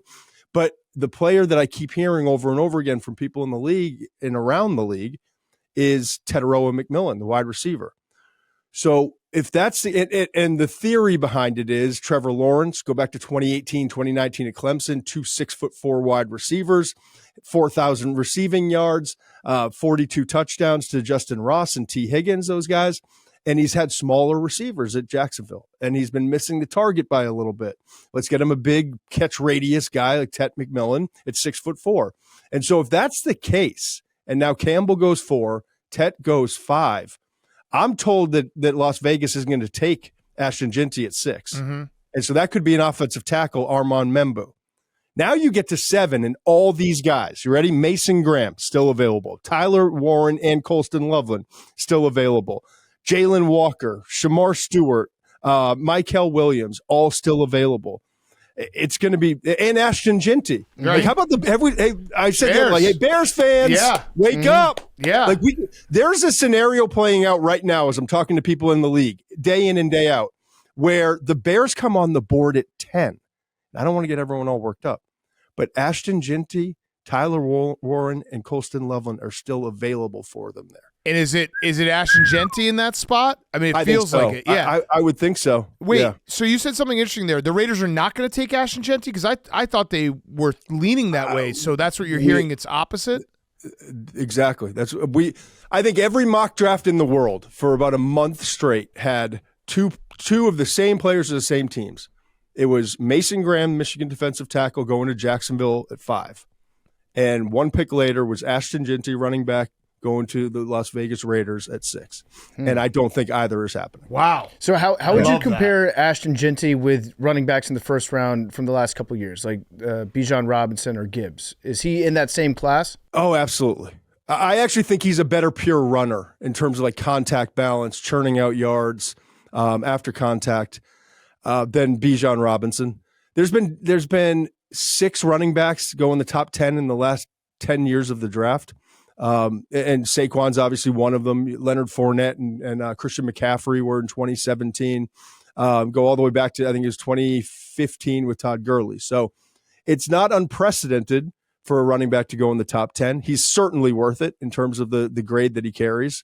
But to me, Ashton Ginty, like, I haven't talked to any teams that view him not as one of the top 6, 7 players in this draft. And the fact that he could wind up falling to 10 to the Bears would obviously it's positional value, but absolutely worth the pick. And would I just like part of me fell in love with the concept of Warren or Colston with Cole Kmet and cooking it up in the lab with Ben Johnson and 12 personnel and all.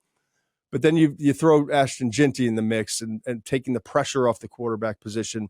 If that's the scenario, they can't go wrong with the pick, and certainly they'd be thrilled to have him. Because there was a scenario with Jacksonville, with the Raiders taking Ginty at 6 and the Jets potentially taking Tyler Warren at 7, where Colston Loveland was the best available at those positions at 10 for the Bears. And I don't know that that's going to be the case anymore. What if it's somehow Mason Graham, Ashton Ginty at 10? Which would be tough to have that happen. But is there a chance that Mason Graham falls to 10? Because I love Mason Graham. There's a chance. I look at the Jets as a possibility at pick 7 for Mason Graham. I wouldn't rule out Carolina at 8. But I don't know. I think if he gets past 5 and gets past The Raiders at 6. Yeah, like I think he could be on the board. Okay. I truly do. That would be exciting. I saw a report earlier today that the Giants and the Browns are taking calls on their draft pick. I just got a text from an assistant GM in the league, and he's like, please try to ask around. And I just sent out some feelers, and I'm jumping on with you guys, and I'll make some more calls after. Apparently, there have been calls, and that's not surprising. Yeah. But apparently, someone's trying. There's a team out there that, according to word, and people are trying to figure out how true it is and how valid it is. Mm-hmm. But at this moment, there's apparently a team out there that's putting a big offer to the Cleveland Browns to try to move up to number 2 to get Travis Hunter. Can we guess what team it is? Does it rhyme with the Los Angeles Chargers? I don't know. That's why I was sending out text before I jumped on with you. There's some speculation, maybe the Dallas Cowboys. Oh yeah, because Jerry did say he's looking at doing something either before or after the draft, but it could happen. What about in the middle of it? No, not in the middle of the draft. Not in the middle? He said we're looking at 2 things, and these 2 things could happen either before or after the draft. So it could be anything. It could be the Cowboys. Yeah, and he said for a player. I saw that quote. So that player could be Travis Hunter before the draft. So it would fall in line. But yeah, it's definitely a wide open. No shit, Jerry. Like, everyone's going to do something before and after the draft to try to get somebody. So, ideally, as long as you're still alive, then you can do something. Yeah. So Jerry Jones confirms he will live through the weekend. When I saw that report that the Giants and the Browns are taking calls, I just immediately thought they put that report out there so that they will start to take calls. They're letting people know, like, please continue to contact us because we're listening. I get it with the Giants, but you've known for over a month now that Cam Ward's going number 1. So if you're Cleveland and you've made the decision it's not quarterback, and I know that to be true, at 2, and then you've got your choice between Abdul. I literally started this whole conversation with you guys talking about this year's class. And I said, there's 2 players that are in a group of their own. So at this point, you're basically on the clock and you know what the board looks like. Mm-hmm. So why I get the Giants because we can get to the Giants in a second, but there's some dissension in the Giants ranks. And so maybe trading out of that spot, if you're trying to appease the head coach and Brian Daboll and maybe get a quarterback, you'd like to move back, get a quarterback, have an additional pick to try to, plug some other holes. If that's truly the case. And again, we can get to the Giants in a second, but if you're Cleveland, like what you either know you want Travis Hunter, you've decided that, or you're looking at this and weeks ago, you would have been talking to other teams about potentially moving up to the number 2 spot. It doesn't make sense that they would be putting out the feelers. It would make sense if the Giants were kind of reaching out. Hey, any interest here? Right. Yeah. Right. So speaking of the Giants, front offices better than anyone. You'd have a bunch of sources. You talk to a bunch of guys. The Giants feel like they're in that specific spot where it's a coach that's on the hot seat that is most likely going to get fired unless they have a crazy turnaround. Same with the GM. The owner's probably getting impatient because they've had some really bad seasons and it's like not Giants football. And will they take a reach and take a Shedeur Sanders knowing that buys them maybe an extra year? Like when you see that happen, it happens every single year in the NFL. Is there ever a front office is like, hey, we're not doing this. Like, we're not going to do this. This is stupid. Why are we letting ourselves just do something so quickly for self-preservation here? Let me give you a couple pieces of insight here. First of all, I was actually mildly surprised to hear as of Sunday. My information is that John Mara, the Mara family, they have not gotten involved. And I don't mean they're not involved in the process. I mean, they're not saying we need to do this or we really would like to take Shedeur at 3 or really would like to take – they're letting the people they hired work out the decision. Second part is everyone got all worked up. They're grabbing the Mara plane and they're flying to Boulder on Thursday of last week, Tuscaloosa on Friday for Jalen Milroe, Tyler Shuck in Louisville on Saturday. Is it going to be? No one wanted to talk about the Milroe and Shuck part or the fact that they had worked out dark the week before. The face of this draft is Shedeur Sanders. So everyone media-wise was on, it's still in play at 3. What I can tell you is this, according to my sources, and honestly, I've been saying it for 2 weeks on the show. If you hire Brian Daboll, you did so because he is one of the handful, not dozens, handful of human beings on this planet in the NFL that actually know how to develop quarterbacks and actually can get the best out of them and actually have a brilliant offensive mind. Okay. And I don't care if this quarterback outlasts Brian in his tenure. I don't care what the wins and losses are. Brian can flat out friggin' coach, man. I'm telling you, this guy is at a very high level in the NFL in terms of offensive coaching. Okay? I believe that. So you've got this man who's one of just a handful in the league in your building. He's the smartest man in the room. And for some reason, there's some people in the scouting department that prefer Shedeur, but the guy who's going to coach him that's great at doing that is not a Shedeur guy, apparently. And I say that because I've heard that from sources. And I also have said that even before I had sources on it, because I know Brian, I know his style, I know his history. We know Josh Allen. We know what Jalen Hurts, I think, at Alabama.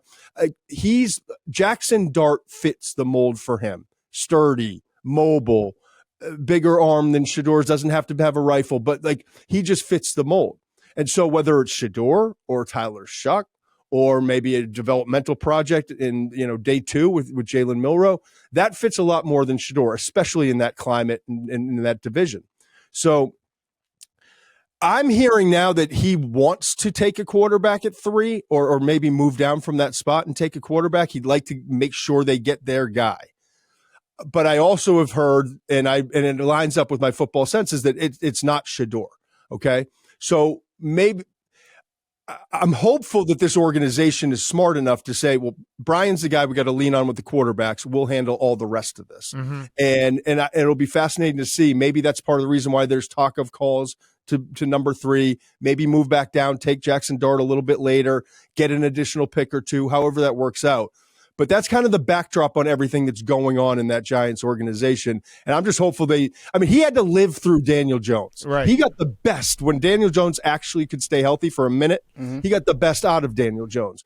Imagine he gets to handpick his guy and develop him and not have to rush him out there year 1 with Russell Wilson there and with Jameis Winston there.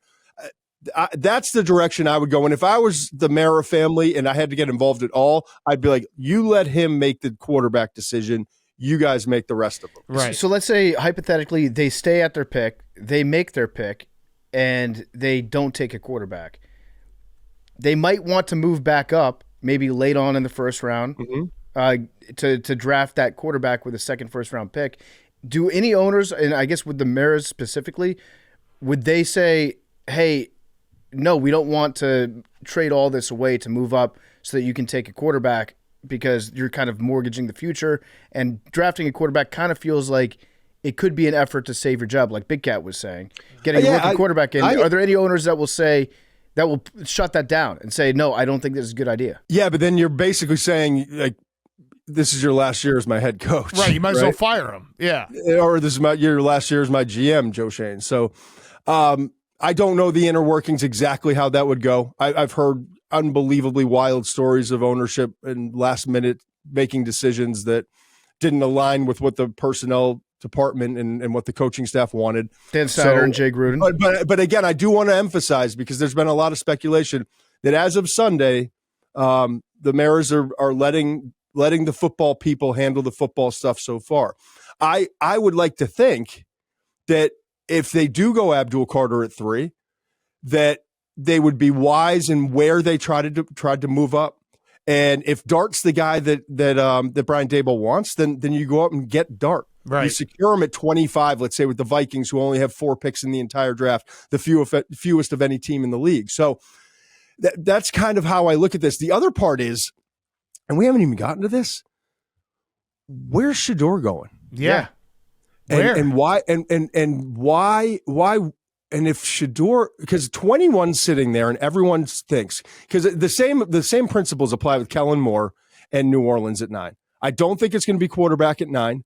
I am fairly certain Kellen Moore does not want Shedeur. that he would be a Jackson Dart guy as well, or maybe a Tyler Shuck, based off of like his last 3 jobs were as OCs were with Dak Prescott, Justin Herbert, and Jalen Hurts. Like those are Dart types of players, or Tyler Shuck types of players. Shedeur doesn't have a lot of love right now, man. And listen, Baker Mayfield was like, what, plus 2,000 to be the number 1 overall pick the night before. Michael Penix, none of us knew that Michael Penix was going to be the pick for Atlanta a year ago. So we've seen this over and over again. There's a team lurking, I'm sure, that has more interest in Shedeur in round 1 than we know of right now. But I'm also told, and this is the fascinating part, Mike Tomlin does like Shedeur, and there's love for Shedeur in that building. But it's a softer floor, because everyone said, well, that's the floor for Shedeur 21. It's a softer floor than people want to admit to right now, or maybe people understand right now. And so if it's not 21, or if Pittsburgh's trying to trade back out of that spot at 21 because they don't have a second-round pick after the DK trade, where's Shedeur going? And so is it going to be a situation where it's like, hold, like Cleveland at 33, Giants at 34, New Orleans at 40. Private planes have been crossing over each other in the air the last couple of weeks, workouts with Dart and Shuck and Milroe and Shedeur.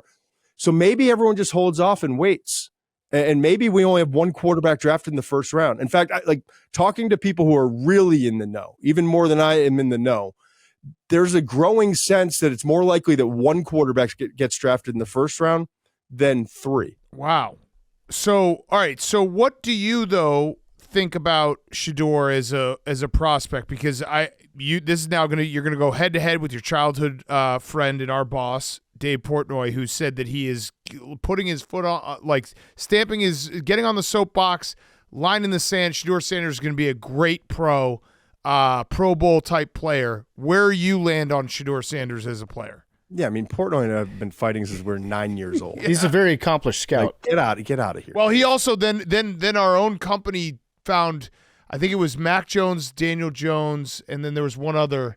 Maybe it was Johnny Manziel, where he's like, I'll put my reputation on these guys. Right. He's like, he's like the cat with the lives, right? He just gets to keep drawing lines in the sand, and then it gets. And that's what happens to the line in the sand. It gets swept away. So I like Shedeur.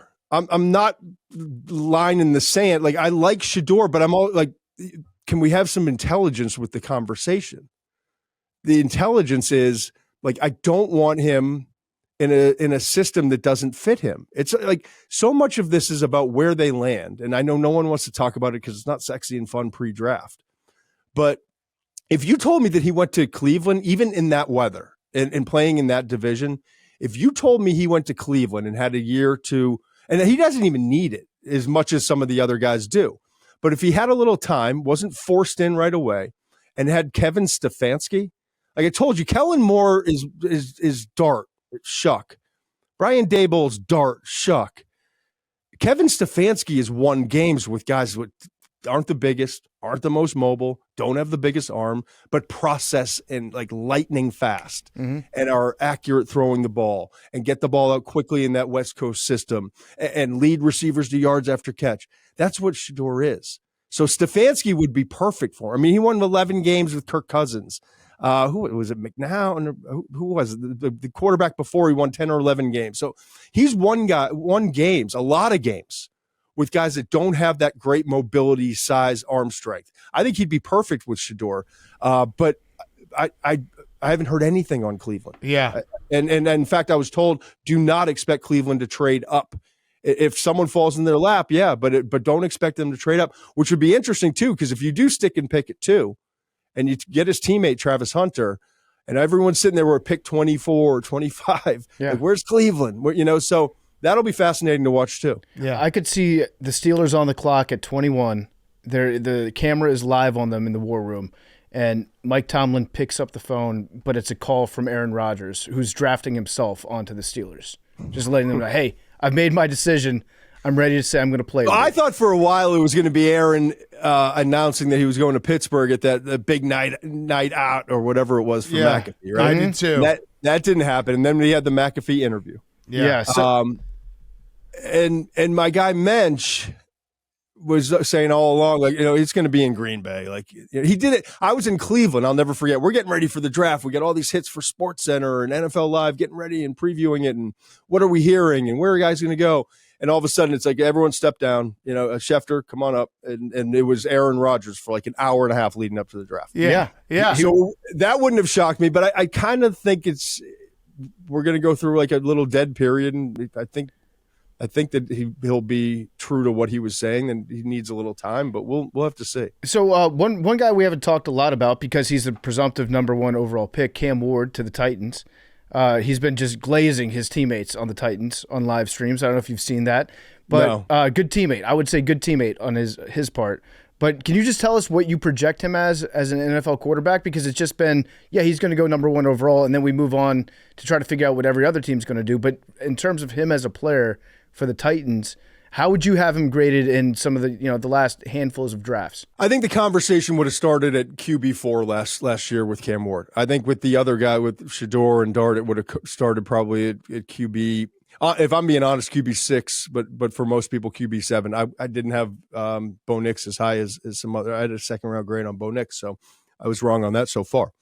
But Cam, when you watch the tape and you study the cut-ups of him in rhythm, on time, when he gets to the top of his drop, foot in there, receivers where he's supposed to be and drives it, he's an absolute sniper. And I think that's what Brian Callahan is looking at. And like, I'm going to channel that guy.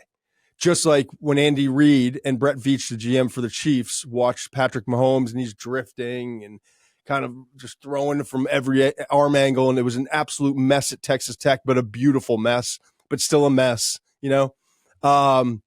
They saw when you go in and you isolate those clips when he's actually in rhythm and running within the constructs of the offense, it was brilliant. And it's the same thing with Cam. And I think Brian Callahan, the coach, is absolutely qualified to help in his development. He started his career with Peyton Manning in Denver. Matthew Stafford, he spent a lot of time with, right? He obviously, Joe Burrow, brought them to the Super Bowl. So he's been around greatness. Like the highest level greatness at the quarterback position, and has helped in the process along the way, learned and helped. So I like that fit. And I think Cam needs channeling. Patrick Mahomes needed channeling, but they both share a similar trait. And I'm not doing the Mahomes and Cam Ward thing here. I'm not. I'm just saying one of the special traits for Cam is that, like, he feels the pressure, knows it's coming, but he's going to let you take another step or two towards him, because then you're leveraged out. Like, it's like the old and out the way. Instead of some of these other guys, you watch the panic, the drifting, the racing out of the pocket, and things get scrambled. He's unbelievably calm, and he is thinking a step ahead. And I think if you channel what he does in terms of in the pocket on time, and then you allow him to still utilize those traits when the initial play breaks down, you could have something pretty special with Cam. Yeah.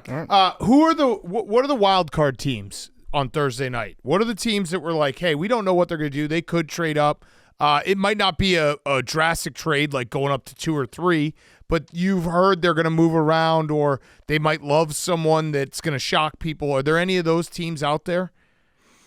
The Houston Texans, there's some noise that they're trying to move up, but for an offensive lineman. Okay.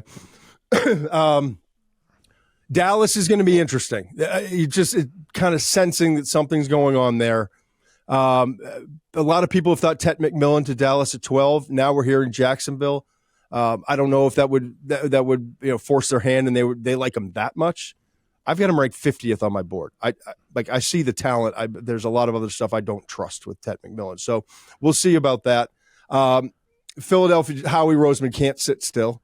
So whether it's moving up, moving back at 32, but I do think Mason Taylor's an intriguing prospect for them with Dallas Goedert and the situation there.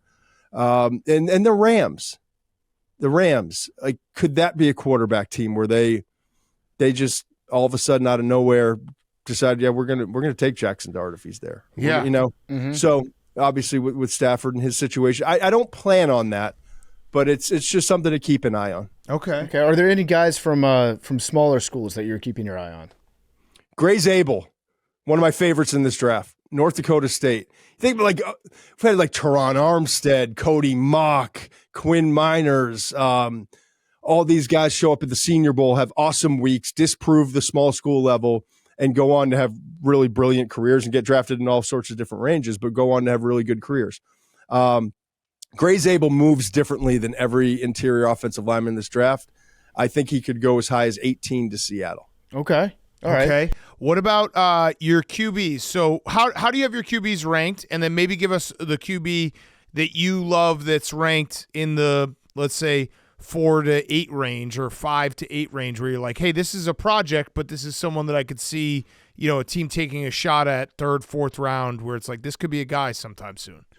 So I've got Cam Ward 1, Jackson Dart 2, Shedeur Sanders 3, Tyler Shuck 4, Jalen Milroe 5. Okay. And Will Howard 6. Tyler Shuck's one of my favorites, man. And I got to spend a little bit of time with him at the combine. He's 25, going to be 26 during the season, I believe. He had 3 season-ending injuries, all bone breaks. Injury prone, you could call them, or fluke injuries. When he first started out at Oregon, he's been in 3 different schools, 7 years in college. He was in the recruiting class with Trevor Lawrence. He was the backup to Justin Herbert at Oregon his freshman year. He's been around that long. Those guys are like going, second contracts and all that. He's matured a lot, and I no one wants to hear the touchy-feely fun stuff with quarterbacks, but like, you got to know who you are as a human being if you're going to take over an organization, be handed the keys at some point in a year or two, and look in that huddle. If you do huddle and grown-ass men, they're looking back at you and like got no time for some pup. He's like had football, like he was carted off the field, thought he would never play again. He's just been through a lot. And I look at him and I'm like, the biggest negative I have in talking to teams, this is the problem. 7 years, but only in this age, but only 1 year of starting experience, 1 full year, right, at Louisville this past year.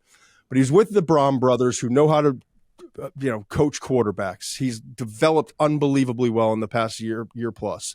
And he can step in, and I think he's going to shock people when he plays. He's bigger than the rest of these quarterbacks. He's got a stronger arm than probably the rest of these quarterbacks, maybe the same level as Cam Ward. He's faster on a straight line than all these guys outside of Jalen Milroe, the top 4 guys for me. He's the fastest of all of them when he tucks and runs. The traits are there. The experience is there. The maturity is there. I would love to see him, whether it's the Giants with Brian Daboll, the New Orleans Saints at picking at 40. One of those teams is not going to wind up with Shedeur, is not going to wind up with Jackson Dart. And I would love to see him with one of those 2 spots with an opportunity in a year to take over the reins and see what he can do. I think he's going to be a big surprise of this class. Okay. Interesting. What about the wide receivers? How do you have them ranked? I'm way different than a lot of people in this class. That. Yeah, it's good. Way different. I've got number 1 receivers, Matthew Golden. Route running, crispness, 4.29, 40-yard dash, second fastest player at the combine. And the questions about him were like, is the top end speed great? He's not great after the catch in terms of making guys miss, but if he catches a crease, he's gone. Vertical speed, adjusts to the ball. I like Golden 1. Then the big surprise probably for most people would be Jalen Knoll from Iowa State. I've got him at number 2 at the wide receiver position. He is so explosive. He's undersized. Yeah, he's probably going to be a slot like that. Fine. But like, look at Ladd McConkey last year and what he came in like. He's probably going to have to be a slot. I don't know. And McConkey was one of the best rookie receivers in a class that was like legendary for rookie production at wide receiver. So I think Knoll is going to be probably a 2nd-round pick.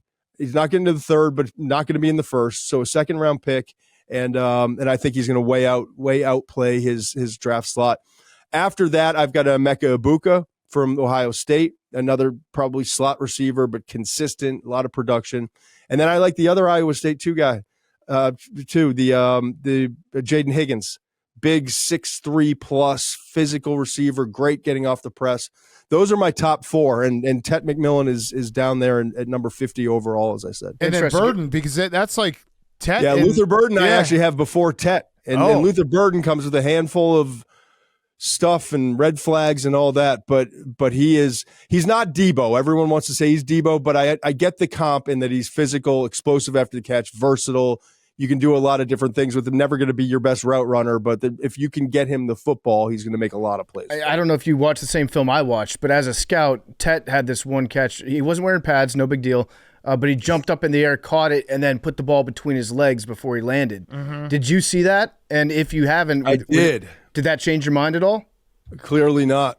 Because Okay. I just turned in my final top 300. We'll post tonight the McShay report. Google it. Subscribe, people. Come on. That Club McShay. Give us. Maybe not. Maybe not right now. Yeah, not right now.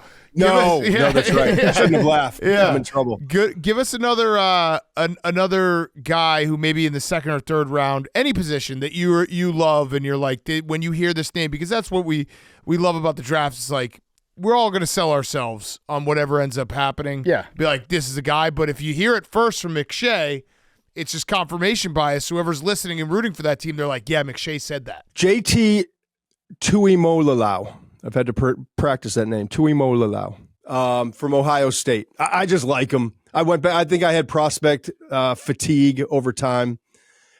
The first report I wrote on him was in the summer of 2022. We're now going in the summer of 2025. So like, it was the same guy over and over again, but this year he took it to another level. This year's draft, I agree with Daniel Jeremiah. It's not great at the top. There's not as many elite players at the top as you'd like to see, but teams are looking for starters. And if you're a base 4-3 defense, plug in, like he's going to be 7-9 sacks a year, batted down passes, effort, gap control. Like there's nothing like overly sexy about his game. But he's going to be one of those guys who, like 8-9 years in, we're like, he's still doing it at a high level. Right. I like JTT.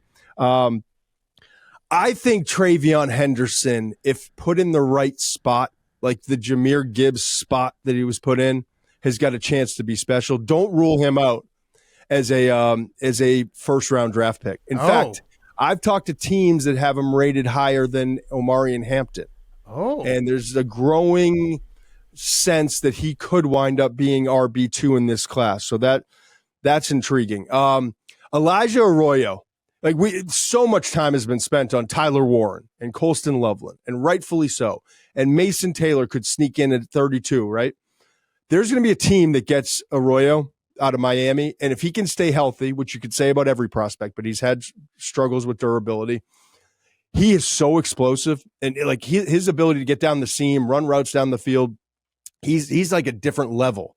And the thing, normally these like Kelsey types, the F tight end, the flex out tight end, they don't block all that well. This guy's got some prick in him, man.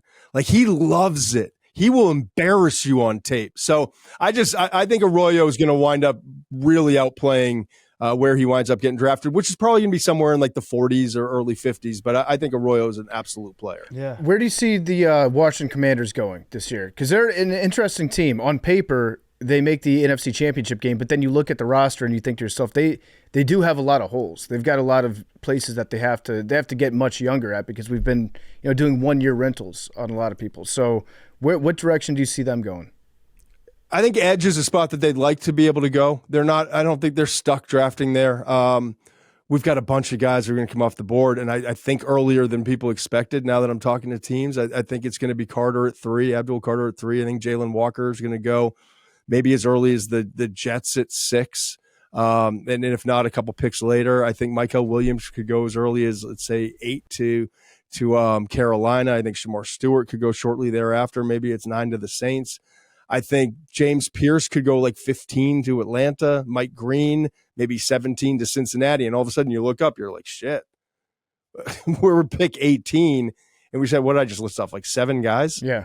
So I don't know that there's going to be like Donovan Esaraku from BC is really a savvy, proficient edge rusher. I just don't know that he's got that, like he's shorter. He's not the fastest, most explosive guy. I think he's probably going to be early 2. Why not Travion Henderson there? Mm-hmm. Yeah. Yeah. It would make sense. Like I get it, like cornerback, edge are bigger needs, but if Jahdae Barron and Will Johnson and Maxwell Hairston are all off the board, and all those edges are off the board, and you can't trade back, I don't know. Like, just getting a weapon in the passing game and adding that, with Brian Robinson, what you already have. And I think he's got a chance to elevate like Gibbs did, maybe not quite to that level, but to take an offense that's explosive and to do like just a little more nudge where now you got to account for this guy who's a 4-4, catches the ball out of the backfield, will protect too. Yeah. He and his buddy Quinshon Judkins, their pass protection tape is fun to watch. Mm-hmm. So I could see Henderson as someone who's on the short list as a possibility. Yeah, I mean Eckler did a pretty good job with that last year, but he's not getting any younger. And on third down for Jaden, he likes to find the running backs, move the sticks. That would make a lot of sense to me. I would personally like to see Malachi Starks. I love watching that guy play. I can see that. Jeremy Chinn's gone. Yeah. The safeties are. I mean, you talk about polar opposites of the spectrum, right? You've got Nick Eamon-Warren, who's like 6'3", 220, broke the broad jump record at the combine by like 4 inches, and had the best over 200 pounds, like the best vertical jump of any player ever. Just insane workout, and his tape is really good and interesting, but like. You talk about the kind of the football character stuff and the focus issues and kind of in and out of things and the aggressiveness in the run support. So there's this like balancing act with him. The traits are unbelievable, but are we sure that this is a first round guy that we want to bring in? Then you get Starks, who's like, Kirby Smart talks about him almost as glowingly as Nick Saban talked about Will Anderson a couple years ago. Okay. Just loves ball, team first, prepared, does all the little things, smooth move on tape is beautiful, moving smooth and like aggressive and plays fast and comes up and hits and all the things. And he's a first round talent on tape, but then he worked out and it was like third worst this, second worst this, like among the safeties in the class, and didn't run very well. And so I do think the safeties, if they come off the board in the first round, will be very late, like that 27 to 32 range. Mm-hmm. But I could see a scenario too where neither guy gets drafted by the end of night one. Yeah. Are you a guy that puts any stock into drafting captains? Like you give a little bonus, like a gold star if they're a captain on their college team? You get my attention when you're like a 3-year captain. Yeah. Okay. And you get my attention when you've transferred in from somewhere and you're immediately like you earned a captain. You were able to, in that little window of like 3, 4, 5 months, become a captain before the week 1 of the season. Mm-hmm. But there's a lot of captains out there. Yeah. But yeah, I'd prefer a captain over a non-captain. Yeah. Mm-hmm. All right. I got one last question for you. Always been awesome having you on, Todd. Go check out the Todd McShay show on Ringer. You're going to have to watch Ryan Russillo hopefully run a 40-yard dash on Saturday live from his house. Last question, rowback question, RHOBACK.com, promo code TAKE, 20% off your first purchase, Q-Zips, polos, hoodies, joggers, shorts, rowback.com, promo code TAKE. I think we've asked this before, but I want to ask it again just because it's fun to look back. What was your number one, like, I nailed that and no one else had it, and your number one, I was way off on this person and I should have realized it? I hate when it's the negative stuff, but I still go back to Brady Quinn and Tim Tebow. Brady Quinn, but was it Quinn? No, it was Clausen with Kuiper. Yeah, Clausen with Kuiper. Yeah, I had a good run on shutting Kuiper down on some quarterbacks. Yeah, with Clausen and Quinn. I think he had an agent who represented some of those Notre Dame guys. Bumped him up, but I mean, I got him to promise to retire, and he's still going. Yeah, so that didn't work out. But what was your best? What's your number one where you're like, I had that guy before everyone else? Before everyone else, or you were different. Like, say for example, this year, if your wide receiver board turns out to be correct, you'll be vindicated because everyone has Tet going, as the best, and you have him as the 5th. I had Malik Neighbors last year, the number 1 receiver. That's good. If that matters anything. Yeah, although Brian Thomas was very good. Yeah, Brian Thomas was very good. And Marvin Harrison Jr. will be very good. I don't know. I don't like to sit here and come on, pat my back on. Pump yourself up. I still like. Yeah, I don't know. Would you say? I'll say this. the quarterbacks have always been the hardest. Like Bo Nix last year, I talked about. Jamarcus Russell was the one. Obviously, but there were a lot of people in the league that didn't like Jamarcus. I had the wrong information, but my goodness, I've never talk about learning a hard lesson early on when he's on his knee, like throwing 60 yards, hitting the goalpost, and you're like a 25-year-old scout or sent from ESPN to do the first pro day ever, and you see that, and you're like, oh my God, like, how could this go wrong? Yeah, and then when he's sitting in the sideline doing interviews and sitting on the ground, and media is coming up and putting the microphones in front of him, and I'm asking people at LSU, like, why is he sitting? Like, oh, he's just chill, he's like relaxed, and that's part of the reason he's so good. And it turns out, like, no, that dude's just lazy. Yeah, yeah. So yeah. Okay. I like what you said about Bo Nix too. I'm wrong so far. On Bo Nix. Yeah. What's the year? How many years do you give it until you 3. like After 3? Then you give it Although up. Sam Darnold, I'm still like Sam Darnold. I love you, buddy. Like I loved Sam Darnold in that class. Loved him. So you're still holding on a little bit of stock. You're being like, I mean, didn't know. He was the best quarterback in the league for like 12, 13 weeks last year. It's true. So it's coming around. Like, so if you were going to give up after year 3, so usually by year 3, but not always. I do kind of feel bad for the scouts that spend, all year studying certain guys, and they fall in love with these guys. And they're like, I need you on my team. And then some other team swoops in and takes them beforehand. How are you supposed to detangle yourself from that relationship that you've built up? Like, you've watched every play he's made. You've hung out with him. I know. You've met his family. And now you're like. It's real, man. It's real. And that's why every team gives, like, whether it's like the gold star, the red star, or the red dot, like they allow their scouts to go up to the board and be like, pick your one, pick your guy. And they do their best if in the right situation, and they'll take it over a player with a similar grade and all that. But they do get to know them. Like these scouts, man, I know no one wants to hear it in Cry Me a River. They work for NFL teams, but like what they get paid for the work they do, talking to them now, like I'm talking to a good friend who's in the Southeast, and like it used to be like 12, 13 players in the summer they're evaluating, and now like NIL and transfer portal and guys all over the place. And at Ole Miss, it was 12 or 13, and this year he had 30 players he had to write up in the summer. And it's not just like watching tape; it's like you said, like getting to know the background, like all the history, who's in charge of this guy now, who's the agent of this guy, what deals he. It's a lot of work that goes into all these individuals in a region, and then you handpick the few guys that you like absolutely love, you believe in. You present that to the general manager, and they do their best. But odds are, I mean, maybe you get 1 or 2 guys at best from your entire region in a draft, and then you're looking at these reports like a binder this big and like files, and it's all gone. Yeah, what did I do that for? It's a wild profession. Yeah, it is. There should be a Scout of the Year award because we don't celebrate the scouts. Actually, we'll give it to us. Yeah, we'll give it to us. We picked Josh Allen. Yeah, I do remember. I'll never forget. That was like one of my. I mean, obviously we did like the combine together and all, but that was the first time being out in a real setting professionally with you clowns, right? At the combine, and I'm like, what is going on with it? Because you guys are like going up to like GMs and coaches.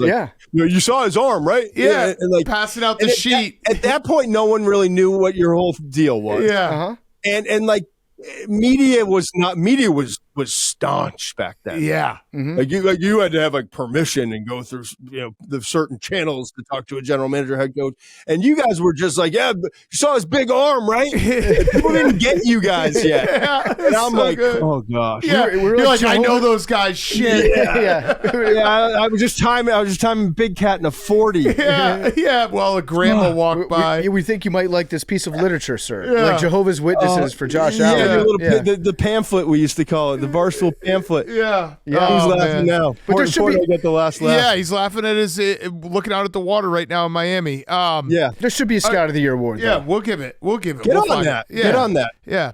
All right, Todd, you're the best. Appreciate you. Everyone tune into his show on the Ringer, and best of luck on the draft. Let's crush this draft. You got it, man. Let's do it.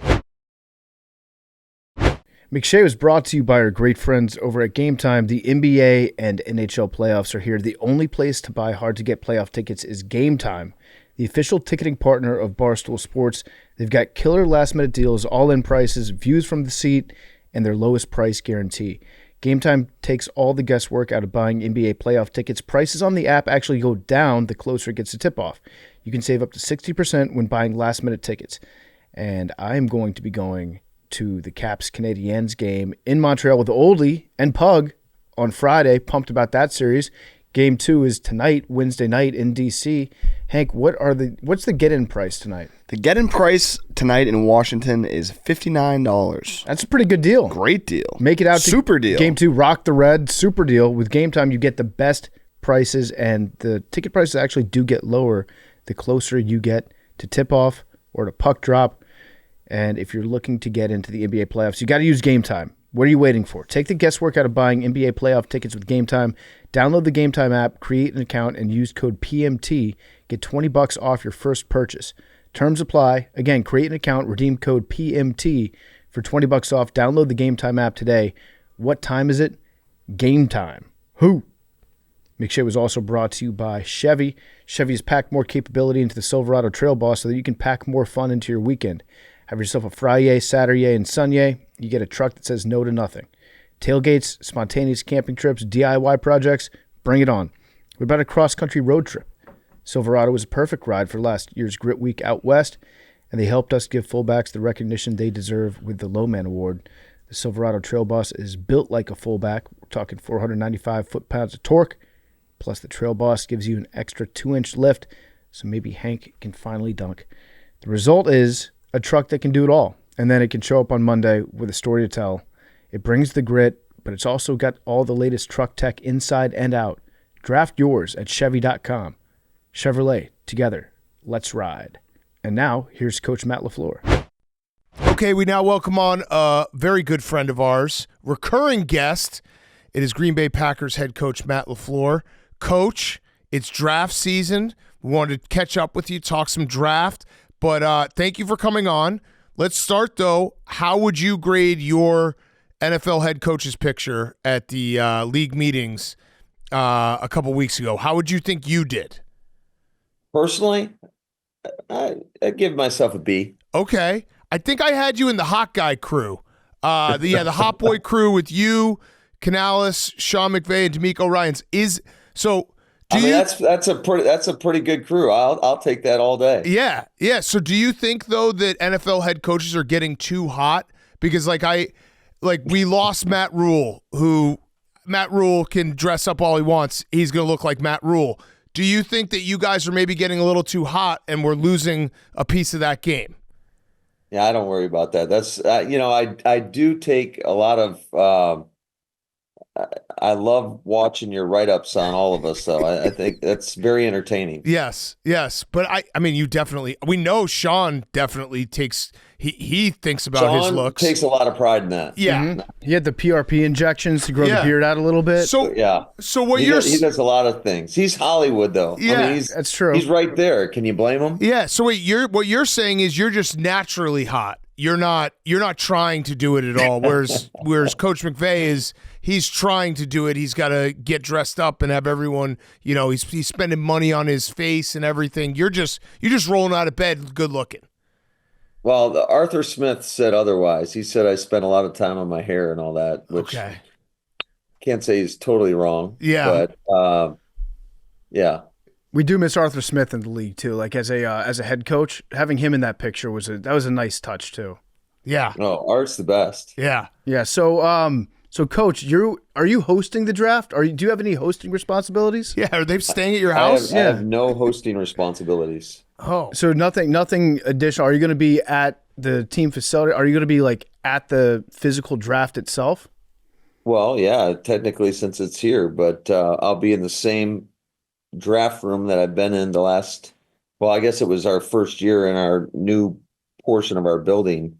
So I'll be up there in the draft room on the second floor, but it kind of Goody's office is right around the corner, so you can overlook and see what's going on outside. Mm-hmm. Oh, all right. So can you break down? I know this might be boring for some people, but I'm actually fascinated with it. Like your actual draft day schedule. Like what time does it get cooking? What time do you guys sit down? You obviously have done all the work, But like, how does it work just sitting there in the war room and like, the bullets are flying and you're trying to figure everything out? Honestly, it's just kind of a waiting game. Especially we're picking 23rd this year, and there's a lot of unknowns. I would say in this draft in particular, probably more so in this one than there is in previous years. Just in terms of there's not, I would say, a clear consensus in terms of how some of these guys are going to fall, and it's always a little bit of a crapshoot. But it's a lot of waiting around. But you can feel it starts to get tense the closer you are to making your selection. Yeah. Mm-hmm. So what's the snack situation like in your draft war room? We got a lot of scouts that like to eat, and so I'd say there's some pretty good snacks floating around. Yeah. Who are you guys going to pick? That's a hell of a question. Who do you think we should pick? I thought I got you. I thought I was going to have you. I feel like the Green Bay beat writers always know who you're going to pick before, just because they know, like, you guys have a type. You're like the Ravens. Like the Packers and Ravens, it feels like they always get the guy that they wanted to get, and he ends up being good, and it's like, God damn it, it happened again. It's not always the case, but that's you want to be successful through the draft, and thankfully our guys have done a pretty good job. All right, so like when you get closer to your pick, obviously you're not the GM, but you are the head coach. Are you being asked? Are you like weighing in, or are you just like, hey, you guys have been doing all the work, I'm gonna go coach the team. You guys have been doing the scouting, like I defer to you, or do you throw in like some thoughts and everything? Oh yeah, absolutely. I think I'm sitting right next to Goody and the rest of our scouting department, and sometimes there's more conversation than others, but I absolutely weigh in, especially as we're getting close, and it's usually there's a couple guys within the range that you're kind of targeting, and you kind of weigh in and give your thoughts, and then just wait to see who we pick. Yeah. Do you guys still use the same draft chart, the one that Jimmy Johnson came up with, where he assigned all the numbers, the different values for each pick? Oh yeah, there's a couple of them out there. That is one of them that we have all this stuff up on the screen, on your computer screen, and especially when you start talking about trades and you hear the phones ring, and I would say there's a lot of scouts in the room, and most of the scouts have a team that they're in communication with. So as those trades get thrown around, you start comparing and see where it falls. And those draft charts, they're all a little bit different. We have our own draft chart, as a matter of fact, but we always use all those to compare in terms of where the value is. Yeah. Do you guys has it ever come down to like the last second and you guys don't have your pick in? Has there ever been pressure on the clock that way? Because I remember the Vikings, they I think twice they didn't submit their pick on time and lost their pick. Yeah, it hasn't happened in my experience here, but usually you always have a plan B. If something doesn't go through the way you want it, you always have something down just so that doesn't happen. Yeah. Do you text with any of your friends who are in different organizations, coaches, scouts, whatever, and like bust their balls like in a fantasy draft, being like, that was a reach? Like, oh, we had a 3rd round grade on him. I would do that. Do you not? No, I would say you usually just compliment when they pick somebody that you like. And then there's some laughter within the draft room sometimes. Like, I can't believe they just took whoever it may be. But typically we kind of keep that in-house. Okay. Yeah, because I would definitely not be able to help myself and just be like, even if it wasn't true, I'd just be like, dude, I had a 3rd round, third day grade on this guy. I think I'm going to try that approach this year. Yeah.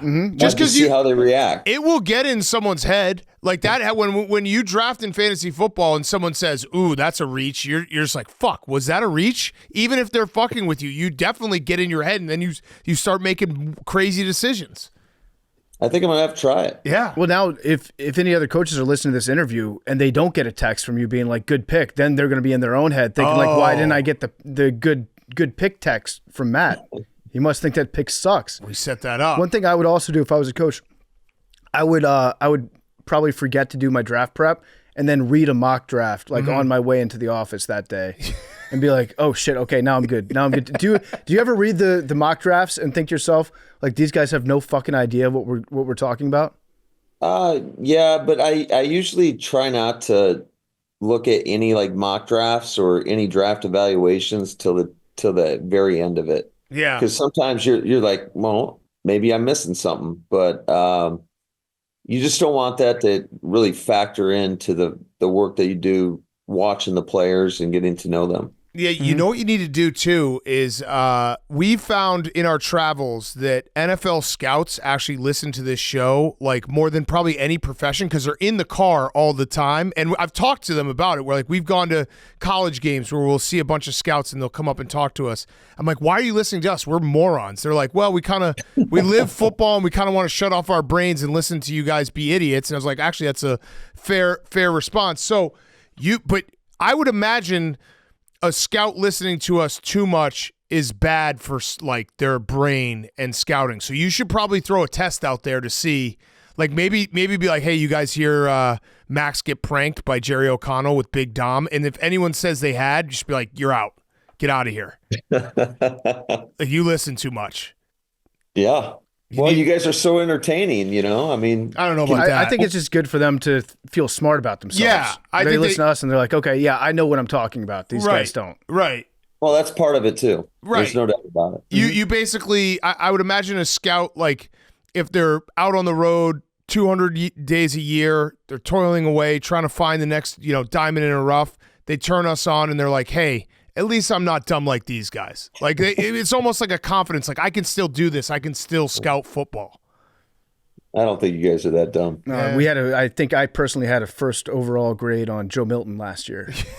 You still do. Yeah, you probably, when you were scouting Joe Milton, were you like, man, that guy can throw a football a fucking mile? Yeah, he can throw a mile. Yeah, I love watching him. Yeah. I have a real like Big J question for you. I need to hold your feet to the fire on something. Ooh. A Big J? Yeah, Big J, capital J journalist. Okay. Why are you afraid of the tush push? Oh, why are you scared of it? It's just a play. You can do it. You're being kind of a pussy about it. Well, I don't want to get into how I really feel about it. So, like, I'm good with whatever they want to decide and do. We're going to adapt. But it has been a pretty damn successful play. Ironically enough, we actually do better when we don't do the tush push. So. Oh. Wait, but how do you actually feel? You don't like it? No, I don't. I mean, I'm indifferent, to be honest with you. What does it feel like when you know the tush push is coming, though? That's got to suck. Well, yeah, I mean, they're in a favorable situation because it's still like, almost 90% effective. So it's a tough play to stop, that's for sure. And especially with how Philly's done it, and Jalen does a great job. But I really think it all starts up front. Those guys do a really good job of getting low and allowing Jalen to use his Herculean leg strength to push the pile forward. Yeah. If you're allowed to do the tush push, I think you should be allowed to do the thing that Frankie Louvu did, which is just jump over the line repeatedly and hit somebody.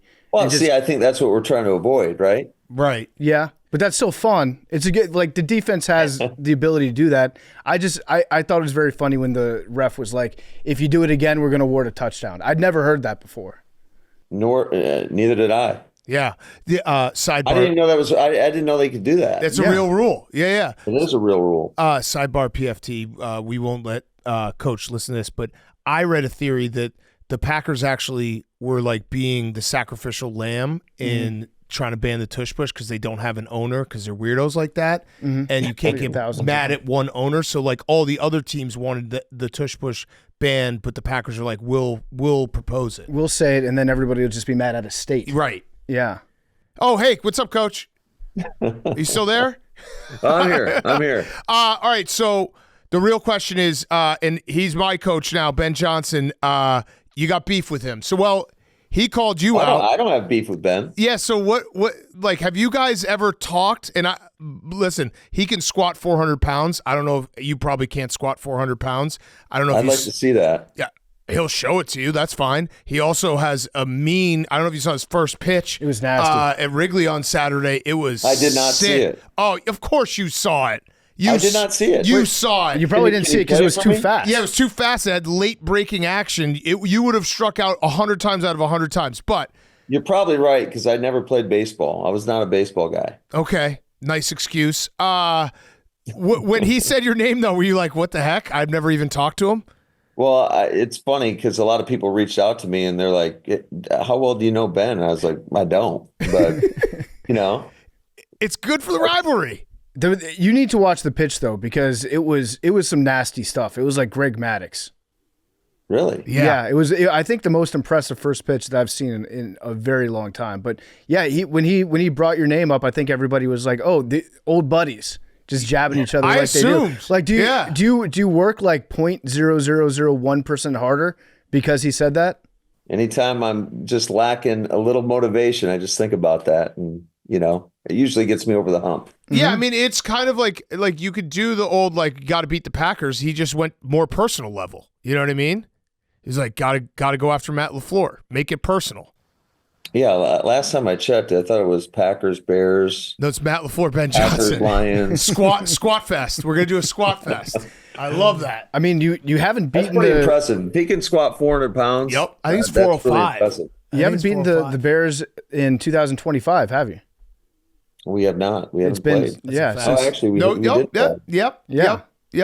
There was a game. So maybe a shifting of the tides right now. I do want to give you some credit, though, for your coaching job this year, because I thought what you did when Malik Willis came in, to the outsider, it looked like you were you were emptying the bag when Malik was out there, the way that you were designing the running plays. Was that a fun week of work for you when you're like, I am going to need to figure out how to tailor this offense and win a football game?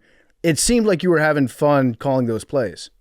Well, I got to give our staff a ton of credit. Guys like Adam Stenovich, I mean, he's really the mastermind behind our run game. And so a lot of times we'll build off our run game. We'll build our passing game off that. So, he definitely, we have a saying around here.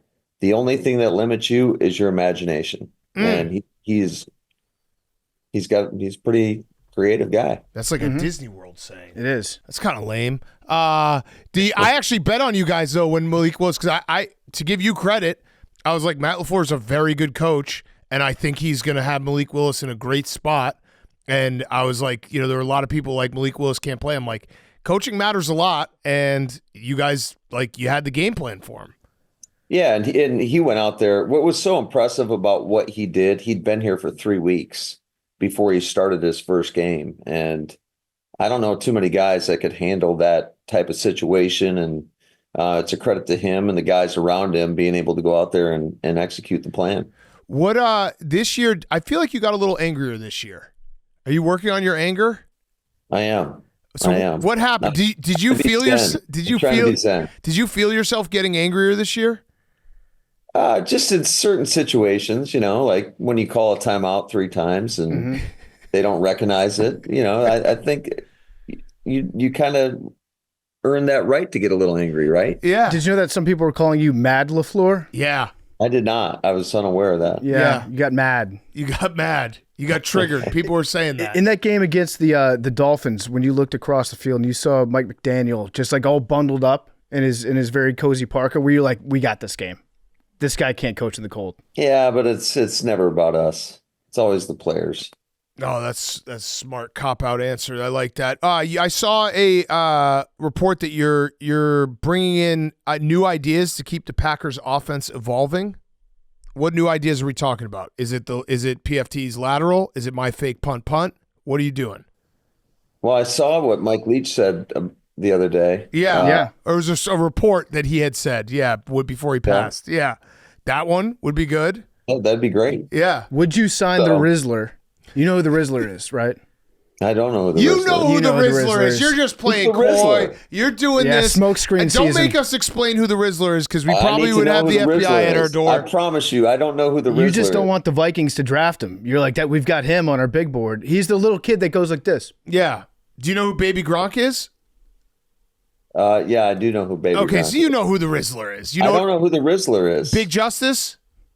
I don't know who that is either. Oh man! And this is now you've reversed it on us because explaining it is just so embarrassing. Yeah, you don't need to know. I don't really want to explain who the Rizzler is. What do you guys do? Spend all day on social media or something? No, literally yes. No, that's our job. We're shitheads who sit on our phones all day. Do you have a burner? Do you look at social media? You know, I try not to. I'm not going to say I never do but I do not have a burner. But I try not to because, you know, I learned this lesson one time back when I was the coordinator for Tennessee. We had a game versus Philly. We won in overtime. And, you know, I was feeling good about myself. I had like a 20-minute ride into work, and they were saying great things on the radio. And then the next week we went out and got smoked. And so I just thought it was karma, bad juju. I don't want any part of it, both good or bad. So I try to stay off of it as much as possible, which I think is impossible in today's world. But for the most part, I try to stay away from it. It's probably pretty smart. We might have just relapsed you because you're going to walk away from this being like, who the hell is the Rizzler? Yeah, I gotta find out. And I can't. Wallers, you know who the Rizzler is? Okay, he knows. Yeah, of course he does. He's a regular person. He's QB1 in this draft. You throw him over the line of scrimmage and easy touchdown every single time. It makes a tush push look like the least effective play ever. I wonder if my kids know who the Rizzler is. They definitely How do. old are your kids? Okay. My kids are 13 and 11. Yeah, they know who the Rizzler is. They probably have the Rizzler posters. So they're probably going to make fun of me that I don't know who the Rizzler is. They actually probably will go. They'll probably say, "Yeah, Dad, we knew about the Rizzler. That was 6 months ago." So they're going to not only make fun of you, but then make fun of us adjacently, being like, "These guys are fucking losers too." Mm-hmm. So that's going to suck for us. You'll have to update me if that happens. I got kind of probably a dumb question. It might be a good question though, depending how you answer it. Have you, Sean, and Kyle ever gotten like on the group chat together and said like, what if we just all teamed up again on the same team one day? Like maybe 20 years from now. You know how like the Eagles break up, they do their own side projects, they do a reunion tour. Has that ever been discussed? Yeah, I think it'd be great. We usually get together in other settings, you know? Mm-hmm. Are you closing the door on ever being on the same coaching staff again? Absolutely not. Oh, I like that. Who would be the head coach? Ooh, we got some pretty strong personalities between Sean and Kyle, so I don't know. Yeah. I don't know. I don't know if they could coexist, you know, being same division all these years. Yeah. That's possible. That's true. When your former quarterback Aaron Rodgers said that he's looking for a culture like the Packers, were you like, did you have a little smile on your face? You're like, I told you so. Grass is always greener. No, I didn't know he said that. Oh, you're such a liar. I don't. You're such a liar. You. You're such a liar. So that does make me grin. That makes me happy. Yeah. He went to the Jets for 2 years and he's like, God damn it, I didn't realize what life was like. Yeah. I've heard some of those crazy stories from the Jets. You know, my brother was the coordinator there, so yeah. So were they true? A lot of them, yes. Wow, sorry, memes, our producers. Memes. Every time an article would come out about the Jets, he'd be like, this is completely made up. He'd just attack all the journalists. The Jets are fine. Diana Rossini, Florio, he'd go after all of them. Is there one report? Unfortunately, just between Saleh and my brother, you know, there's some interesting stories. Yeah. Yeah. Is there one reporter that if they call, you're like, oh, shit, this person's called, they must have something? Not really. I feel like most people don't even reach out to me, so I don't mess with that too much. Yeah. Mm-hmm. All right. So when you guys draft, and then you bring them in for mini camp, is there like do you have a feeling right away, like, all right, this is good, or how quickly are you like, I think this is someone that was going to be here for a long time versus, we got some work to do? I think every situation is a little bit different because I know there's been some guys that we've gotten that you think this guy's going to be a player and he fizzles out. So, but you know, everybody learns at a little different rate. And I hate to be just a blah answer, but I feel like that's really how it is. You got to get them in and, you know, a lot of these guys just haven't been exposed to what they're going to be asked to do at this level or the type of system that we may have. So I think you got to give these guys, at least a year to figure it out. Yeah. All right. Off that, what would you say is more demanding for a college, a guy getting drafted? Is it the physical side or the mental side of the NFL? I'd say both. But which one is more, if you had to say?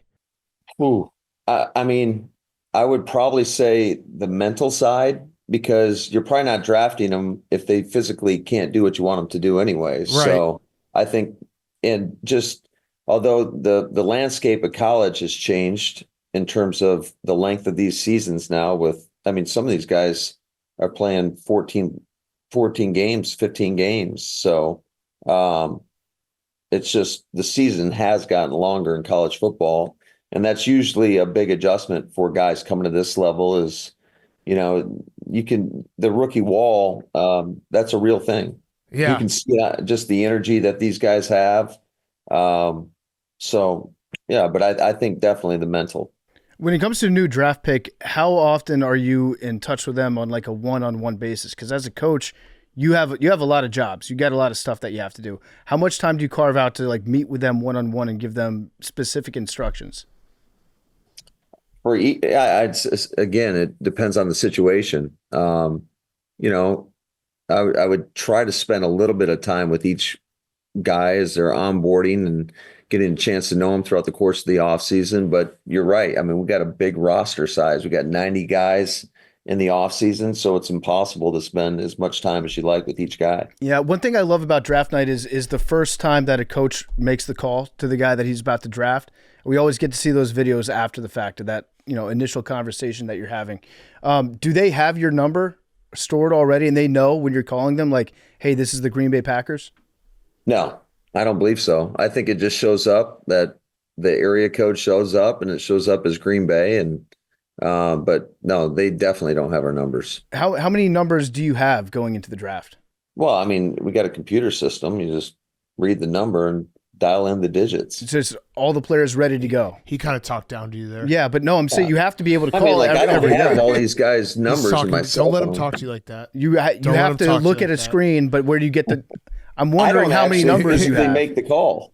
Oh, so you got a guy. So that's beneath you. It's beneath you to dial a phone. Mm-hmm. No, yeah.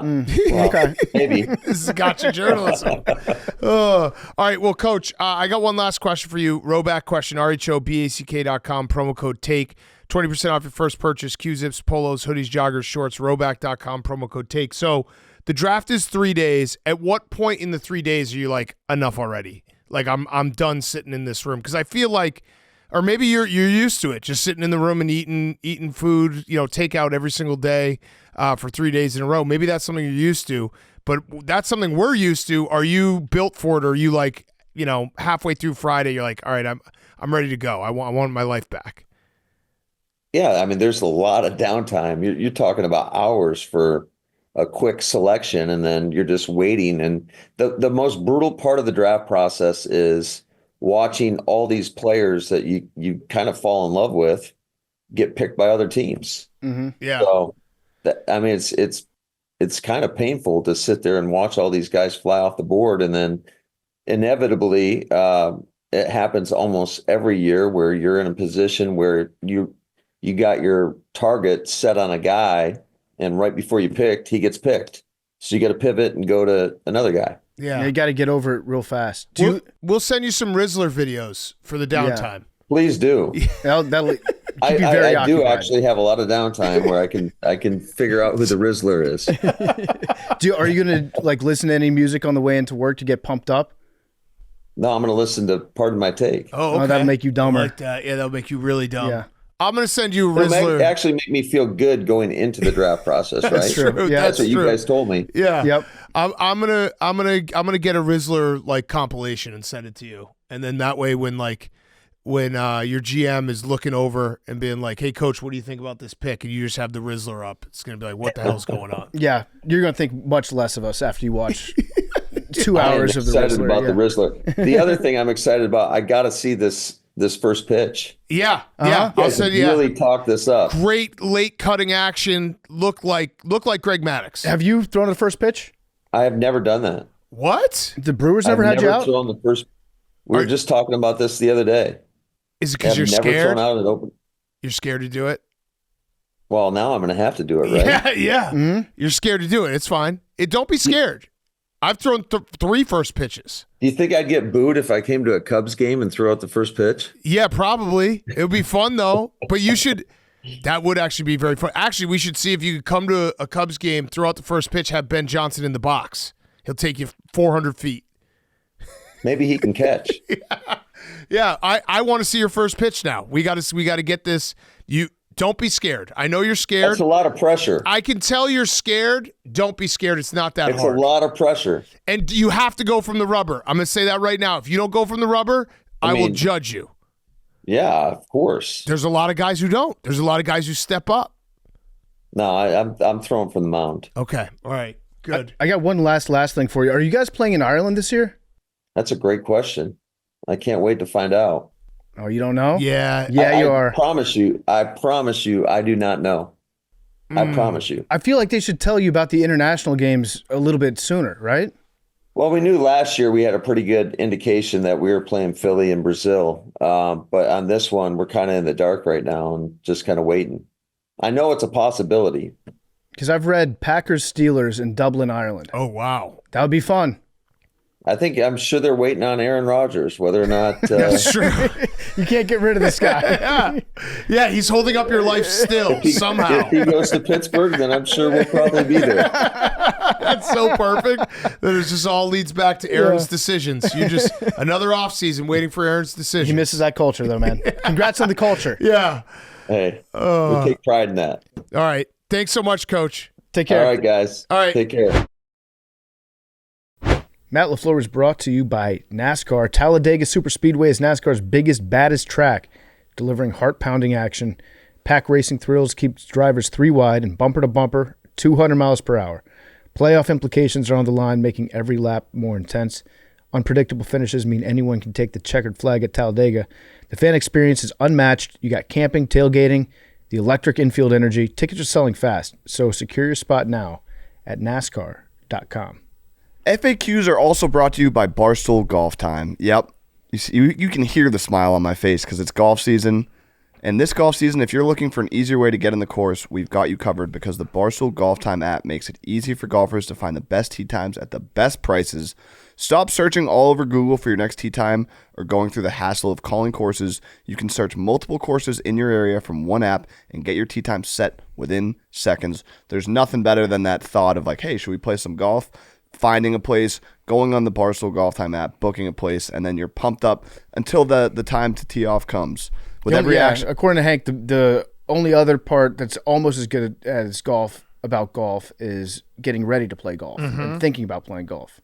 Yeah, I mean, everyone that's listening to this knows, like, you book a tee time, your mood goes up, and you have something to live for. Yeah, honestly. Hey man, you got any more of that golf? Yeah, literally.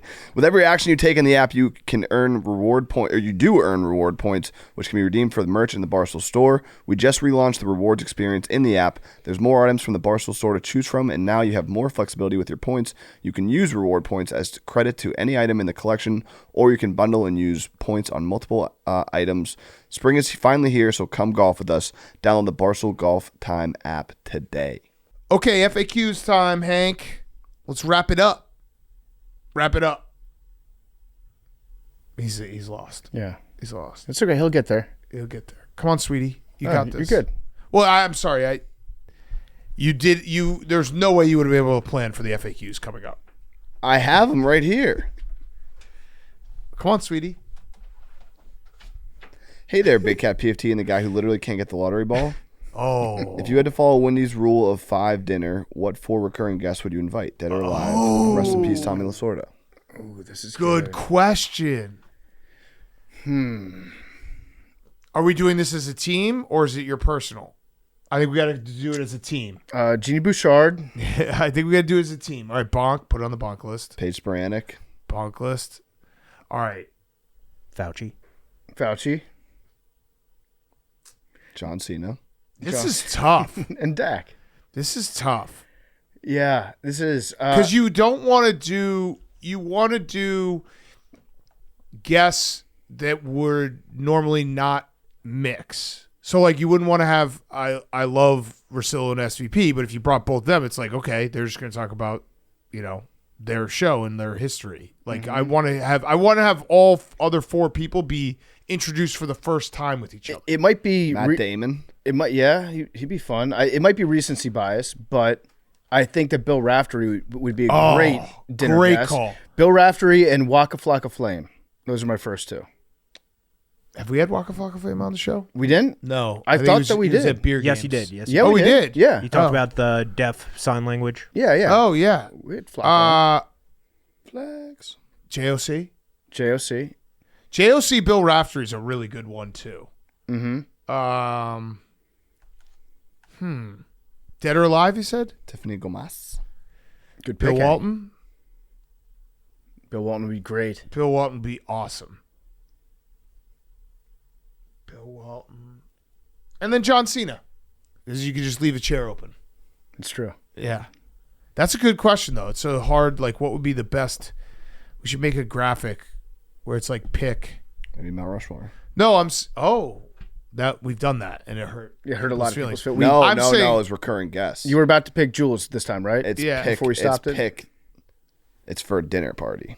Right, but I would like to see what the AWL's. I got the last one. What? Joey Chestnut. Oh. A little dinner Then and you a have show. to pay a lot. Yeah.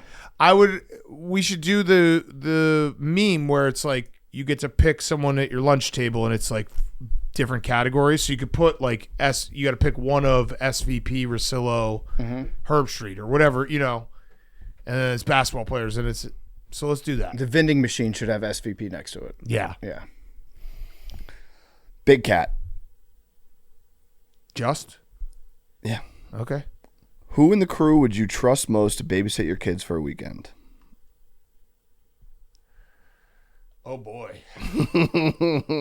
Oh boy. Uncle PFT's getting ready to buy some beers. Oh boy. I weirdly might say Max 1. Yeah? I think you would be 2 PFT. You're 1 or 2 PFT. It's either you or Max. That's a guarantee. I think I would be respectful. No, I think you'd be very good. good. It's not you sometimes forget things. I so do. that might it was more that. I don't it's not a knock on you in terms of I'd be like, wasn't there a girl? yeah, right. Yeah, be like there's a girl one around here. So it'd be your Max 1 or 2. Max would be maybe remember things more. I think you'd be more fun. Then Hank 3, just because I think he would take it very serious. I don't know though. Hank would have to golf. There might be a lot of texts like, where's the bottle? Memes, my kids would just watch TV all weekend. They wouldn't do shit. Is that fair, Memes? No, we do stuff. Like what? I don't know, go to the park. Okay. Kick the ball. All right. I think the ball. kids would love having Memes come out. He'd come in with like 6 televisions. Yeah. So many TVs. Shane by far last. Pug, you'd be in there. So I'm going to go final answer. PFT 1, Max 2. Then we're going to go like draft like McShay did. PFT Max 1 and 2. So I'll say PFT 1, Max 2. Those are my blue chippers. Then there's a big drop off. Hank. Then there's a really big drop off. Pug. Memes. Then there's an enormous drop off. Shane. Jack's not even in the equation. Jack and I are beefing right now. Okay. I walked out and it smelled like shit in the kitchen, and I was like, "Why does it smell like fish again?" And Donnie was like, "It smells like beef." And Jack was playing ping pong. He plays ping pong. He's actually a professional ping pong player. That's all he does every day. Is he? Yeah. He plays all the time. He hasn't even sniffed beating me. And Jack just out of nowhere just goes, "I don't think it smells that bad." And I just turned to him and said, "Jack, listen, your only jobs here are to play ping pong and agree with everything I say." And he's like, "Okay." And then he went back to playing ping pong. Any smell can smell disgusting if you're not ready for it. Yeah, it was a new smell that I came out. You had been baked in it, Jack. Unexpected smells. It could be a gourmet steak, and if you don't see it coming, you're like, "What died in here?" Yeah, Jack. Do you think you could babysit my kids? If you ask me to, yes. Okay, but what about you going out with the cool kid club here? I would take a day off. Okay, one day. The question was a weekend. As long as you need. All right, so Jack's above Shane. Hank, were you upset with that ranking? Yeah. Why? You thought you should be ahead of Max at PFT? I don't know what Max has that is Dog. responsible than me. Girlfriend. I don't know. Dog. Okay. Get a dog. The dog what do you have? Spiders. Not anymore. So you let your spiders die. The dog is still alive. The dog is still alive. I think if you had a dog, you'd be up there. It's just like having a dog, I think, puts you immediately, you're halfway there. You are a dog. Okay. Yeah, you are a dog. Whoa, whoa, whoa. Did any of you guys go into an interview with little to no expectations and come out of it really liking or having a newfound respect for the guest? The Tony Hale interview you did a few years ago back did that very thing for me. Tony Hale. Oh, yeah. Buster Blue. Yep. I liked him. I would say JOC. Yeah, JOC is the number JOC one. is the easy number one. JOC is the number one. We didn't even want to take the interview, and they were like, come on, he's good. And we're like, all right, fine. And then it became our best friend. We're like, wait, that's the guy that's married to Rebecca Romaine? Yeah. Yeah, maybe we can meet her. Maybe he'll give us some pictures. Yeah. Has there been any other? Because we always say JOC. I really like Julius Randle. Yes. Didn't know what to expect from that at all. Paolo. I liked Paolo a Paolo lot. was good. I mean, old school Joe Buck. Like I think we always thought we would get along with Joe Buck, but it was, who knows? Because we didn't know if he was going to be like the best, and he was the best. I thought that Chris Long was a piece of shit until he was on the show. And Yeah. I was like, I kind of respect him. Yeah. I'm trying to think if there's any others. Hank, can you think of any others? Gary Busey. Gary Busey was very fun. Tom Fernelli, I thought he was a piece of shit. Mm-hmm. Martin Shkreli. Still might be. Well, because he stole all the takes from Hank. Yeah, he's stealing everything from Hank.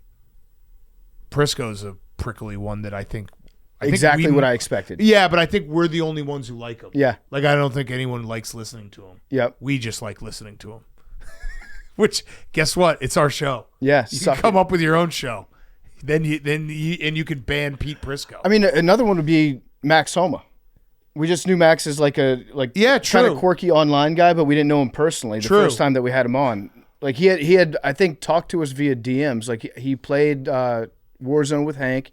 He and I had DM'd a few times, but we didn't know each other. He came on the show and we're like, yeah, love this guy. Brooks. Yeah, Brooks. Brooks is the first interview we did with Brooks. We were like, I can't remember. I got connected with one of his guys, and he was like, "Hey, you ever want Brooks on?" We're like, "I guess we'll go do it," because they were playing at was it the U.S. Open? No, it was the PGA. U.S. Open. It was the U.S. Open, and we're like, "Yeah, we'll go interview him." And then we're like, "Shit, we love this guy," and then he ended up winning more and coming on all the time. So that was definitely one. Yep. I thought it would be a one and done, and it's become a. Someday we should relationship. We should get everyone. Like the day that we end this podcast, hopefully Seinfeld. many years from now, but how many of these guys do you think we get in one room? It'd be pretty cool. Would be. Mm-hmm. Just have them all together. All right, is that it? Yeah. Good job. Thanks. Great job, Hank. You think you should have been 2 or 1? No. I respect your judgment. Do you think you could take care of kids for an entire weekend? No. Right. But Max, like better than I Max is he's basically Santa 24/7. He is. He's a jolly big guy with a beard. Yeah. Like kids like that. I mean, I've said it on this show. My kids are obsessed with I show them every time Max's butt comes out, which is a lot, his butt crack, and they always are like, asshole? My daughter's like, can I see Max's butt? They're like, Max is the funny guy. He's got a butt that comes out. Yeah, it's fair. Work to be done. Work to be done. You're not gonna do anything. Yeah. Find your inner parent on the golf course. Work to be done. Mm-hmm. All you right. got a few girls that call you daddy, though. Nope.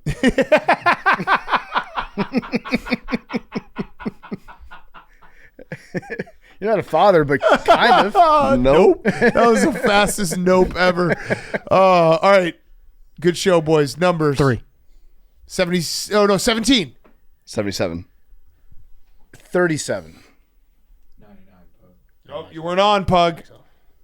You're on. 99 Pug. 44.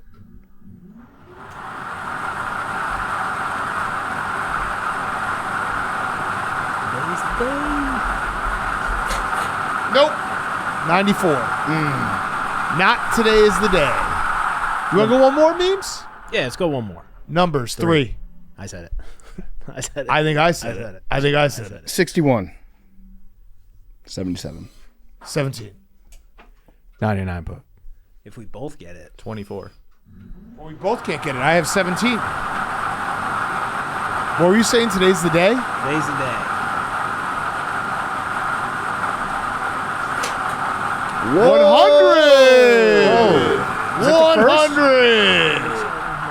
100. You couldn't be further away, Memes. I had a dream that one of you guys took 3 and got it, and all the computers in front of me were broken. How did they break? From me. Oh, okay. The podcast was You saved. left that part out of the dream. The podcast was saved. Love you guys.